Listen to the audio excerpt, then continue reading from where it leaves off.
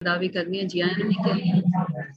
ਤੇ ਬਾਕੀ ਸ਼ਗੁਫਤਾ ਜੀ, ਸ਼ਗੁਫਤਾ ਲੋਧੀ ਜੀ ਨੂੰ ਜੁਆਇੰਟ ਸੈਕਟਰੀ ਬਣਾਇਆ ਹੈ, ਉਹਨਾਂ ਨੂੰ ਵੀ ਜੀ ਆਇਆਂ ਨੂੰ ਕਹਿੰਦੇ ਮੈਂ। ਤੇ ਕਿਉਂਕਿ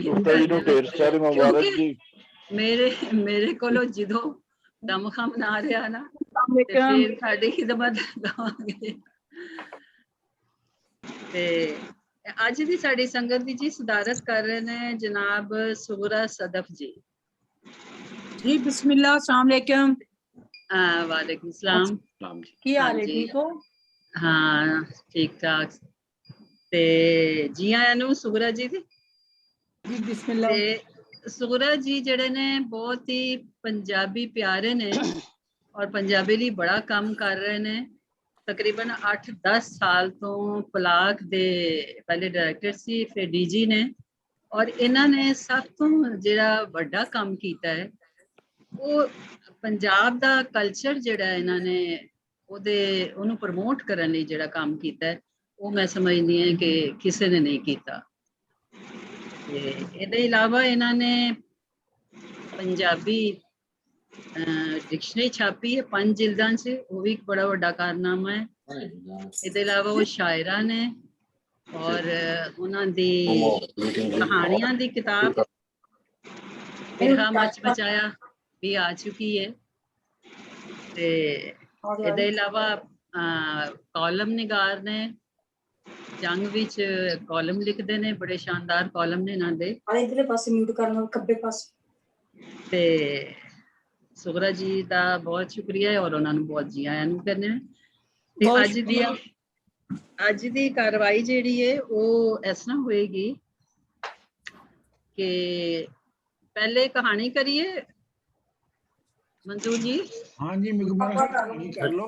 हाँ जी, पहले कहानी होएगी त्रिपता के सिंह जी दी, और इन्होंने PhD की हुई पंजाब यूनिवर्सिटी चंडीगढ़ तो, और इन्हों दी एक किताब जी एक दिन 2019 ਵਿੱਚ ਛਪੀ ਸੀ और इन्हों अवार्ड भी मिलिया सी।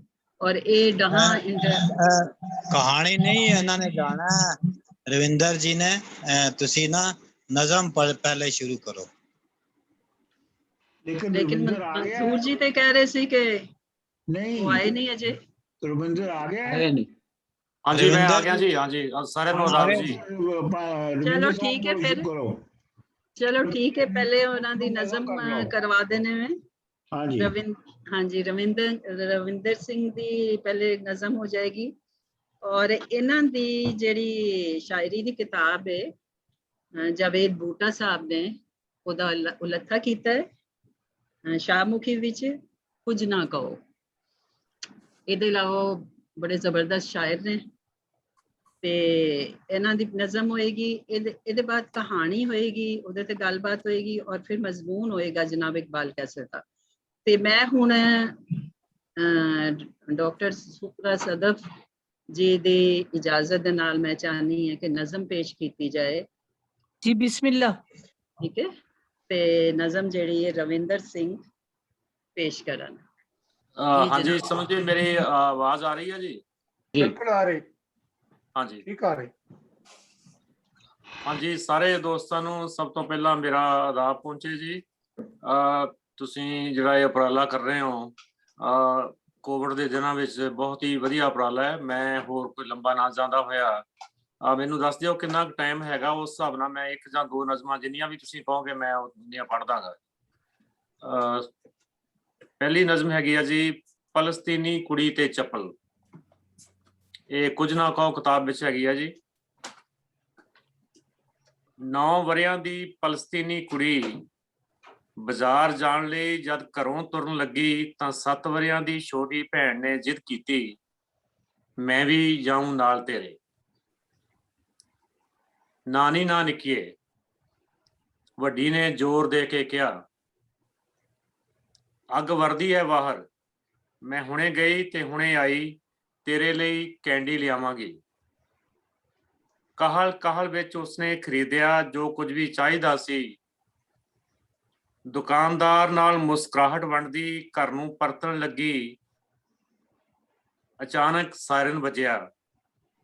ਇਜ਼ਰਾਈਲ ਦਾ ਫੌਜੀ ਜਹਾਜ਼ ਸੀ ਤੇ ਫਿਰ ਅੱਖ ਦੇ ਫੋਰ ਵਿੱਚ ਧਮਾਕਾ। ਜ਼ਿੰਦਗੀਆਂ ਲਾਸ਼ਾਂ ਤੇ ਲਾਸ਼ਾਂ ਚੀਥੜਿਆਂ ਵਿੱਚ ਬਦਲ ਗਈਆਂ। ਇਹ ਕੋਈ ਪਹਿਲੀ ਵਾਰ ਨਹੀਂ ਸੀ ਹੋਇਆ, ਇਹ ਤਾਂ ਨਿਤ ਦਾ ਕਰਮ ਸੀ। ਜਹਾਜ਼ ਪਰਤ ਗਿਆ ਜਿੱਤ ਦੇ ਜਸ਼ਨ ਮਨਾਉਂਦਾ ਹੋਇਆ। ਲੋਕੀ ਫਿਰ ਨਿਕਲੇ ਘਰਾਂ ਤੋਂ ਬਾਹਰ, ਮੋਇਆਂ ਨੂੰ ਸਾਂਭਣ ਲਈ, ਜ਼ਿੰਦਗੀ ਨੂੰ ਜਿਉਂਦਾ ਰੱਖਣ ਲਈ। ਮਾਪਿਆਂ ਨੂੰ ਫਿਕਰ ਹੋਇਆ ਕੁੜੀ ਘਰ ਨਹੀਂ ਪਰਤੀ, ਅੱਲਾ ਸਭ ਖੈਰ ਕਰੇ। ਲੱਭਣ ਨਿਕਲੇ ਤਾਂ ਛੋਟੀ ਵੀ ਨਾਲ ਤੁਰੀ, ਪਰ ਲਾਸ਼ਾਂ ਦੇ ਚੀਥੜਿਆਂ ਚੋਂ ਕਿਵੇਂ ਪਛਾਣ ਕਰਦੇ ਕੌਣ ਕਿਹੜਾ ਹੈ। ਪਰਤ ਰਹੇ ਸੀ ਘਰ ਨੂੰ ਤਾਂ ਛੋਟੀ ਦੀ ਨਿਗਾਹ ਕਿਸੇ ਚੀਜ਼ ਤੇ ਪਈ। ਦੌੜ ਕੇ ਉਸਨੇ ਚੁੱਕਿਆ ਤੇ ਆਪਣੇ ਝੱਗੇ ਥੱਲੇ ਲੁਕੋ ਲਿਆ। ਬਾਪ ਨੇ ਪੁੱਛਿਆ, ਤੂੰ ਕੀ ਲੁਕੋਇਆ ਹੈ? ਕੁਝ ਵੀ ਤਾਂ ਨਹੀਂ, ਉਹ ਡੌਰ ਪੌਰ ਹੋਈ ਆਖਦੀ ਹੈ। ਬਾਪ ਫਿਰ ਜ਼ੋਰ ਨਾਲ ਪੁੱਛਦਾ ਹੈ ਤਾਂ ਛੋਟੀ ਕਹਿੰਦੀ ਹੈ, ਇਹ ਮੇਰੀ ਦੀਦੀ ਦੀ ਚੱਪਲ ਹੈ। ਪਿਓ ਛੋਟੀ ਨੂੰ ਚੁੰਮਦੇ ਚੱਟਦੇ ਭਰੀਆਂ ਅੱਖਾਂ ਨਾਲ ਘਰ ਪਰਤ ਜਾਂਦੇ ਹਨ। ਮਿਹਰਬਾਨੀ ਜੀ। वाह जी वाह। हाँ वाह जी, बहुत बहुत खूब, बहुत खूब। बहुत अच्छे, बहुत बढ़िया, वेरी नाइस। तरा जी ऐसा नक्शा खिंचिया है कि उस सारी कैफियत साढ़े ते तारी करती तुसी। ਮਿਹਰਬਾਨੀ ਜੀ। वाह बिल्कुल। ਹਾਂ ਰਵਿੰਦਰ ਜੀ, ਨਸਲਾਂ ਦਾ ਜਿਹੜਾ ਦੁੱਖ ਹੈ ਤੁਸਾਂ ਨੂੰ 8 10 20 50 ਅੱਖਰਾਂ ਚ ਸਮੋ ਦਿੱਤਾ ਹੈ ਜੀ। ਹਯਾਤੀ ਮਾਣੋ ਤੇ ਸੁਖੀ ਵਸੋ। ਇਹ ਜਿਹੜੀ ਤੁਹਾਡੇ ਅੰਦਰ ਦੀ ਪੀੜ ਹੈ ਇਹ ਢੇਰ ਸਾਰੀ ਸਾਡੀ ਸਾਰਿਆਂ ਦੀ ਪੀੜ ਹੈ ਵੀ ਏ ਤੇ ਹੋਰ ਜਿਹੜੀ ਇਹਨਾਂ ਦੀ ਵੱਧ ਕੇ ਹੋਣੀ ਚਾਹੀਦੀ ਹੈ। जी हाँ। ਕਿ ਧਰਤੀ ਦੇ ਉੱਤੇ ਅਸੀਂ ਇਨਸਾਨ ਜਿਹੜੇ ਇੰਜ ਤਰੋਪ ਕਰਨੇ ਆ, ਇਨਸਾਨ ਨਾਲ ਜਿਹੜਾ ਇੰਜ ਜ਼ੁਲਮ ਪਿਆ ਕਰਦਾ ਹੈ, ਇੱਕ ਇੰਜ ਡੱਕਿਆ ਜਾਵੇ ਜੀ। ਅਸੀਂ ਸਾਰੇ ਹੀ ਮਾਸ਼ਾਅੱਲਾ ਸੀਨੀਅਰ ਨਸਲ ਦੇ ਲੋਕ ਹਾਂ ਤੇ ਅਸੀਂ ਜਿੰਨਾ ਹੋਰ ਬਾਕੀ ਆਪਣੀ ਹਯਾਤੀ ਚ ਇਹਦੇ ਲਈ ਕਰ ਸਕਨੇ ਆ ਉਹ ਕਰੀਏ ਜੀ। ਇੱਕ ਦਫਾ ਫੇਰ ਜੀ ਤੁਹਾਡੇ ਲਈ ਢੇਰ ਸਾਰੀਆਂ ਦੁਆਵਾਂ। ਹਯਾਤੀ ਮਾਣੋ। ਬਹੁਤ ਸ਼ੁਕਰੀਆ ਜੀ, ਬਹੁਤ ਬਹੁਤ ਮਿਹਰਬਾਨੀ।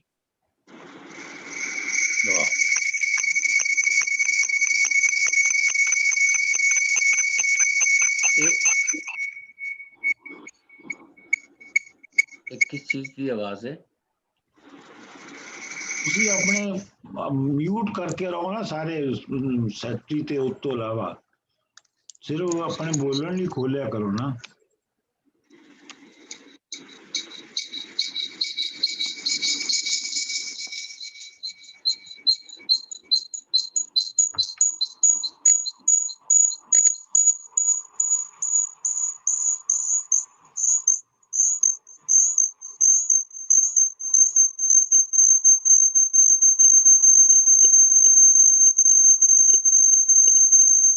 मीना जी एक और नज़म होनी चाहिए वैसे।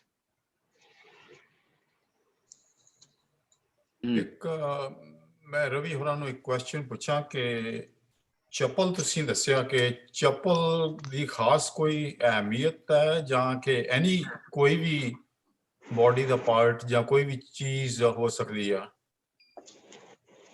ਹਾਂ ਜੀ, ਉਹ ਇਸ ਤਰ੍ਹਾਂ ਸੀਗਾ ਜੀ। ਮੈਂ ਇੱਕ ਦਰਅਸਲ ਇੱਕ ਨਾ CNN ਤੇ ਉਹਨਾਂ ਦਿਨਾਂ 'ਚ ਖਬਰ ਆਈ ਸੀ, ਮੇਰੇ ਖਿਆਲ ਅੱਜ ਤੋਂ 14-15 ਸਾਲ ਪਹਿਲਾਂ ਦੀ ਹੈਗੀ ਹੈ।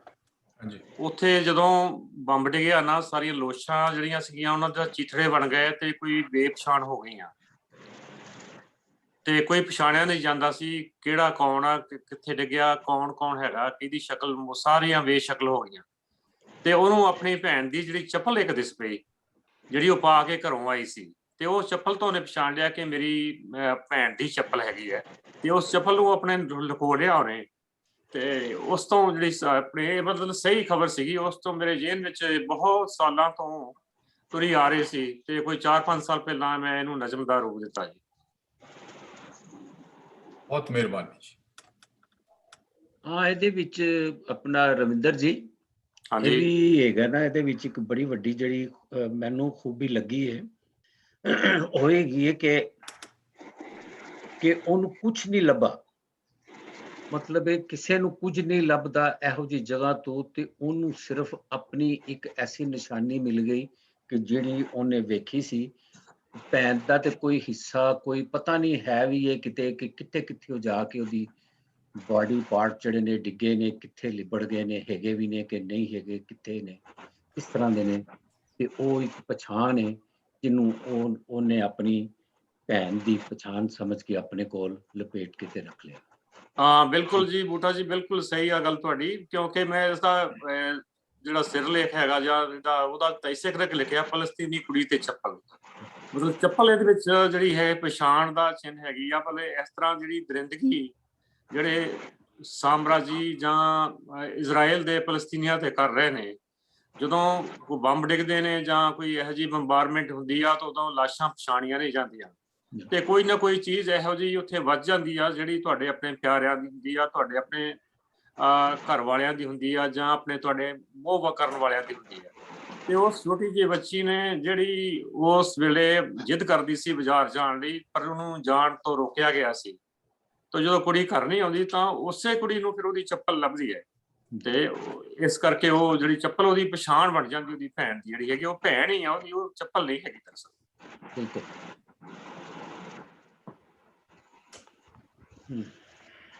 ਅੰਦਰ ਜੀ ਇਹ ਅੱਖਰ ਜਿਹੜਾ ਤੁਸੀਂ ਵਰਤਿਆ ਜੀ, ਕੁਝ ਨਹੀਂ ਲੱਭਾ, ਇਹ ਢੇਰ ਸਾਰਾ ਸੋਚਣ ਤੇ ਮਜਬੂਰ ਕਰਦਾ ਜੀ ਕਿ ਜੰਗੋ ਜਦਲ ਲੜਾਈਆਂ ਜਿਹੜਾ ਇਹ ਯੁੱਧ ਇਹਦੀ ਲੱਭਤ ਕੀ ਹੈ ਜੀ। ਅਖੀਰ ਜਿਹਦੇ ਚ ਕਿਸੇ ਨੂੰ ਵੀ ਹੱਥ ਕੀ ਆਉਂਦਾ ਜੀ, ਕਿਧਰੇ ਮੌਤ ਹੈ, ਕਿਧਰੇ ਪਰੇਸ਼ਾਨੀ ਹੈ, ਕਿਧਰੇ ਗੁਰਬਤ ਹੈ, ਕਿਧਰੇ ਦੁੱਖ ਹੈ, ਕਿਧਰੇ ਤਕਲੀਫ ਹੈ।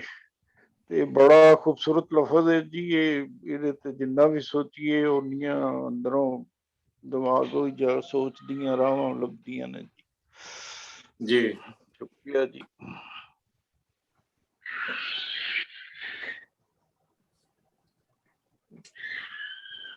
ਕੋਈ ਹੋਰ ਨਜ਼ਮ ਹੈ ਟਾਈਮ ਤੇ ਕੁਝ? ਕੋਈ ਮੇਰਾ ਖਿਆਲ ਹੈ ਨਜ਼ਮ ਇੱਕ ਹੀ ਹੋਣੀ ਚਾਹੀਦੀ ਹੈ।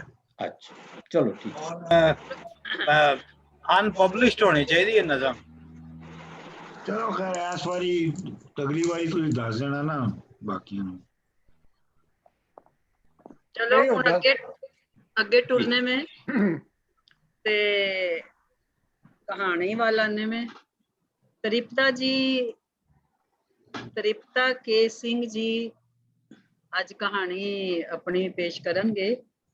ਇਹ पंजाब यूनिवर्सिटी चंडीगढ़ ਤੋਂ ਇਹਨਾਂ ਨੇ PhD ਕੀਤੀ ਹੈ ਤੇ ਇਹਨਾਂ ਦੀ ਕਿਤਾਬ ਇੱਕ ਦਿਨ ਜਿਹੜੀ 2019 ਵਿੱਚ ਛਪੀ ਸੀ ਔਰ ਉਹਨੂੰ ਇਹ ਅਵਾਰਡ ਵੀ ਮਿਲਿਆ ਸੀ ਔਰ ਉਹ ਡਾਹਾਂ ਅਵਾਰਡ ਲਈ ਵੀ ਸ਼ਾਰਟ ਲਿਸਟ ਹੋਈ ਸੀ। ਤੇ ਮੈਂ ਬੇਨਤੀ ਕਰਨੀ ਹੈ ਔਰ ਜਨਾਬ ਸੁਗਰਾ ਸਦਬ ਜੀ ਦੀ ਇਜਾਜ਼ਤ ਦੇ ਨਾਲ ਕਿ ਹੁਣ ਤ੍ਰਿਪਤਾ ਜੀ ਆਪਣੀ ਕਹਾਣੀ ਪੇਸ਼ ਕਰਨ। ਹਾਂਜੀ जी बिस्मिल्लाह ਜੀ ਆਇਆਂ ਨੂੰ। ਜੀ ਅਦਬੀ ਸੰਗਤ ਦੇ ਨਾਲ ਜੁੜੇ ਹੋਏ ਸਾਰੇ ਅਦੀਬ ਦੋਸਤਾਂ ਨੂੰ ਤ੍ਰਿਪਤਾ ਕੇ ਸਿੰਘ ਵੱਲੋਂ ਬਹੁਤ ਬਹੁਤ ਪਿਆਰ ਭਰੀ ਸਤਿ ਸ਼੍ਰੀ ਅਕਾਲ, ਆਦਾਬ, ਨਮਸਕਾਰ ਜੀ। ਦੁਨੀਆ ਦੇ ਵੱਖ-ਵੱਖ ਕੋਨਿਆਂ ਤੋਂ ਇੱਥੇ ਅਦੀਬ ਦੋਸਤ ਜੁੜੇ ਹੋਏ ਆ ਔਰ ਮੈਂ ਪਹਿਲੀ ਵਾਰੀ ਜੁੜ ਰਹੀ ਹਾਂ ਤੁਹਾਡੇ ਸਭ ਨਾਲ ਤੇ ਮੈਨੂੰ ਬਹੁਤ ਹੀ ਜ਼ਿਆਦਾ ਦਿਲੀ ਖੁਸ਼ੀ ਹੋ ਰਹੀ ਹੈ ਇੱਥੇ ਤੁਹਾਡੇ ਸਾਰਿਆਂ ਦੇ ਨਾਲ ਗੱਲਬਾਤ ਕਰਕੇ, ਰੂਬਰੂ ਹੋ ਕੇ ਤੇ ਤੁਹਾਨੂੰ ਸਭ ਨੂੰ ਜਾਣਨ ਦਾ ਭਾਵੇਂ ਥੋੜਾ ਜਿਹਾ ਹੀ ਮੌਕਾ ਮਿਲ ਰਿਹਾ ਪਰ ਮੈਨੂੰ ਉਮੀਦ ਹੈ ਕਿ ਆਉਣ ਵਾਲੇ ਸਮੇਂ 'ਚ ਵੀ ਅਸੀਂ ਮਿਲਦੇ ਰਵਾਂਗੇ ਇਸੇ ਤਰ੍ਹਾਂ ਹੀ। ਤੇ ਮੇਰੀ ਜਿਹੜੀ ਕਿਤਾਬ ਹੈ 2019 'ਚ ਇੱਕ ਦਿਨ ਟਾਈਟਲ ਨਾਲ ਛਪੀ ਸੀਗੀ ਤੇ ਉਸੇ ਵਿੱਚੋਂ ਹੀ ਮੈਂ ਇੱਕ ਕਹਾਣੀ ਦਾ ਤੁਹਾਡੇ ਨਾਲ ਸਾਂਝਾ ਕਰਾਂਗੀ। ਕਹਾਣੀ ਦਾ ਜਿਹੜਾ ਸਿਰਲੇਖ ਹੈ ਉਹ ਹੈ ਕਵਿਤਾ, ਕਵੀ ਤੇ ਮੈਂ।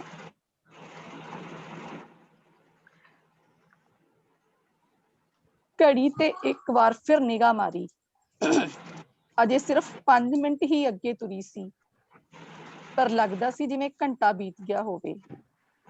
ਮੈਨੂੰ ਆਪਣੀ ਬੇਸਬਰੀ ਤੇ ਹਾਸਾ ਜਿਹਾ ਆਇਆ। ਰਾਵੀ ਨੇ 11:30 ਵਜੇ ਦਾ ਟਾਈਮ ਦਿੱਤਾ ਸੀ ਪਰ ਮੈਂ ਤਾਂ ਤਿਆਰੀ 9 ਵਜੇ ਹੀ ਖਿੱਚ ਲਈ ਸੀ। ਆਪਣੀ ਫੇਵਰੇਟ ਸ਼ਰਟ ਪਾ ਕੇ ਜਦੋਂ ਪਰਫਿਊਮ ਦੀ ਸ਼ੀਸ਼ੀ ਤੋਂ 2 ਕੁ ਪਫ ਲਗਾਏ ਤਾਂ ਮਨਦੀਪ ਨੇ ਮੁਸਕਰਾ ਕੇ ਭਰਵੱਟੇ ਤਾਂ ਨੂੰ ਚੁੱਕ ਕੇ ਸਵਾਲੀਆ ਜਿਹਾ ਮੂੰਹ ਬਣਾਇਆ। ਗਰਲਫ੍ਰੈਂਡ ਨੂੰ ਮਿਲਣ ਚੱਲਾਂ। ਮੈਂ ਮੁਸਕਰਾ ਕੇ ਚਲਾਕੀ ਚ ਲਪੇਟ ਕੇ ਆਪਣੇ ਚਿੱਤੋਂ ਸੱਚ ਦੱਸ ਗਿਆ ਸਾਂ। ਰਹਿਣ ਦਿਓ ਇਸ ਉਮਰ ਚ ਗਰਲਫ੍ਰੈਂਡਾਂ ਤਾਂ ਮਿਲਣੋਂ ਰਹੀਆਂ ਤੁਹਾਨੂੰ।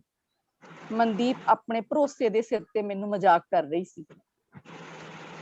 ਮੈਂ ਮੁਸਕਰਾਉਂਦਾ ਤੇ ਗੁਣਗੁਣਾਉਂਦਾ ਪੂਰੇ ਡਿਊਟੀ ਟਾਈਮ ਤੇ ਘਰੋਂ ਬਾਹਰ ਆ ਗਿਆ ਸੀ। 11:30 ਵਜਾਉਣ ਲਈ ਐਵੇਂ ਹੀ ਇੱਧਰ ਉੱਧਰ ਸੜਕਾਂ ਤੇ ਫਿਰਦਾ ਰਿਹਾ। ਫਿਰ ਪਾਰਕ ਦੇ ਬੈਂਚ ਤੇ ਬੈਠ ਕੇ ਰਾਵੀ ਬਾਰੇ ਸੋਚਣ ਲੱਗਾ। ਰਾਵੀ ਨਾਲ ਫੋਨ ਤੇ ਗੱਲਬਾਤ ਦਾ ਸਿਲਸਿਲਾ ਪਿਛਲੇ 6 ਮਹੀਨੇ ਤੋਂ ਚੱਲ ਰਿਹਾ ਸੀ। ਉਹ ਮੇਰੀਆਂ ਕਵਿਤਾਵਾਂ ਦੀ ਕਾਇਲ ਸੀ। ਮੇਰੀਆਂ ਬਹੁਤੀਆਂ ਕਵਿਤਾਵਾਂ ਉਸਨੂੰ ਜ਼ੁਬਾਨੀ ਯਾਦ ਸਨ। ਅਕਸਰ ਉਹ ਮੈਸੇਜ ਵਿੱਚ ਮੈਨੂੰ ਮੇਰੀਆਂ ਕਵਿਤਾਵਾਂ ਲਿਖ ਭੇਜਦੀ ਤੇ ਖੁੱਲ ਕੇ ਉਹਨਾਂ ਦੀ ਤਾਰੀਫ ਕਰਦੀ। ਮੈਨੂੰ ਬਹੁਤ ਚੰਗਾ ਲੱਗਦਾ ਜਿਵੇਂ ਕਵਿਤਾ ਲਿਖਣ ਦਾ ਅਸਲ ਮੁੱਲ ਪੈ ਰਿਹਾ ਹੋਵੇ। ਯਾਰਾਂ ਦੋਸਤਾਂ ਵਿੱਚ ਵੀ ਗਾਹੇ ਬਗਾਹੇ ਮੇਰੀ ਕਵਿਤਾ ਦਾ ਜ਼ਿਕਰ ਹੁੰਦਾ ਰਹਿੰਦਾ। ਕੁਝ ਤਾਂ ਸੀ ਆਖਰ ਜੋ ਮੇਰੀ ਕਵਿਤਾ ਸਭ ਨੂੰ ਪ੍ਰਭਾਵਿਤ ਕਰ ਜਾਂਦੀ ਸੀ। ਉਂਝ ਹੋਰ ਵੀ ਬਹੁਤ ਸਾਰੀਆਂ ਔਰਤਾਂ ਦੇ ਫੋਨ ਮੈਸੇਜ ਆਉਂਦੇ ਜਾਂਦੇ ਰਹਿੰਦੇ, ਪਰ ਰਾਵੀ ਦੇ ਸੁਨੇਹਿਆਂ ਦੀ ਗੱਲ ਹੀ ਕੁਝ ਹੋਰ ਸੀ। 2-4 ਵਾਰ ਮੈਨੂੰ ਉਹ ਸਾਹਿਤਿਕ ਪ੍ਰੋਗਰਾਮਾਂ ਵਿੱਚ ਵੀ ਮਿਲੀ, ਪਰ ਕਦੀ ਬਹੁਤੀ ਗੱਲ ਨਹੀਂ ਹੋਈ। ਉਹ ਸਾਧਾਰਨ ਪਰ ਆਕਰਸ਼ਕ ਨੈਣ ਨਕਸ਼ਾਂ ਵਾਲੀ 30-32 ਦੇ ਏੜ ਗੇੜ ਵਿੱਚ ਲੱਗਦੀ ਸੀ।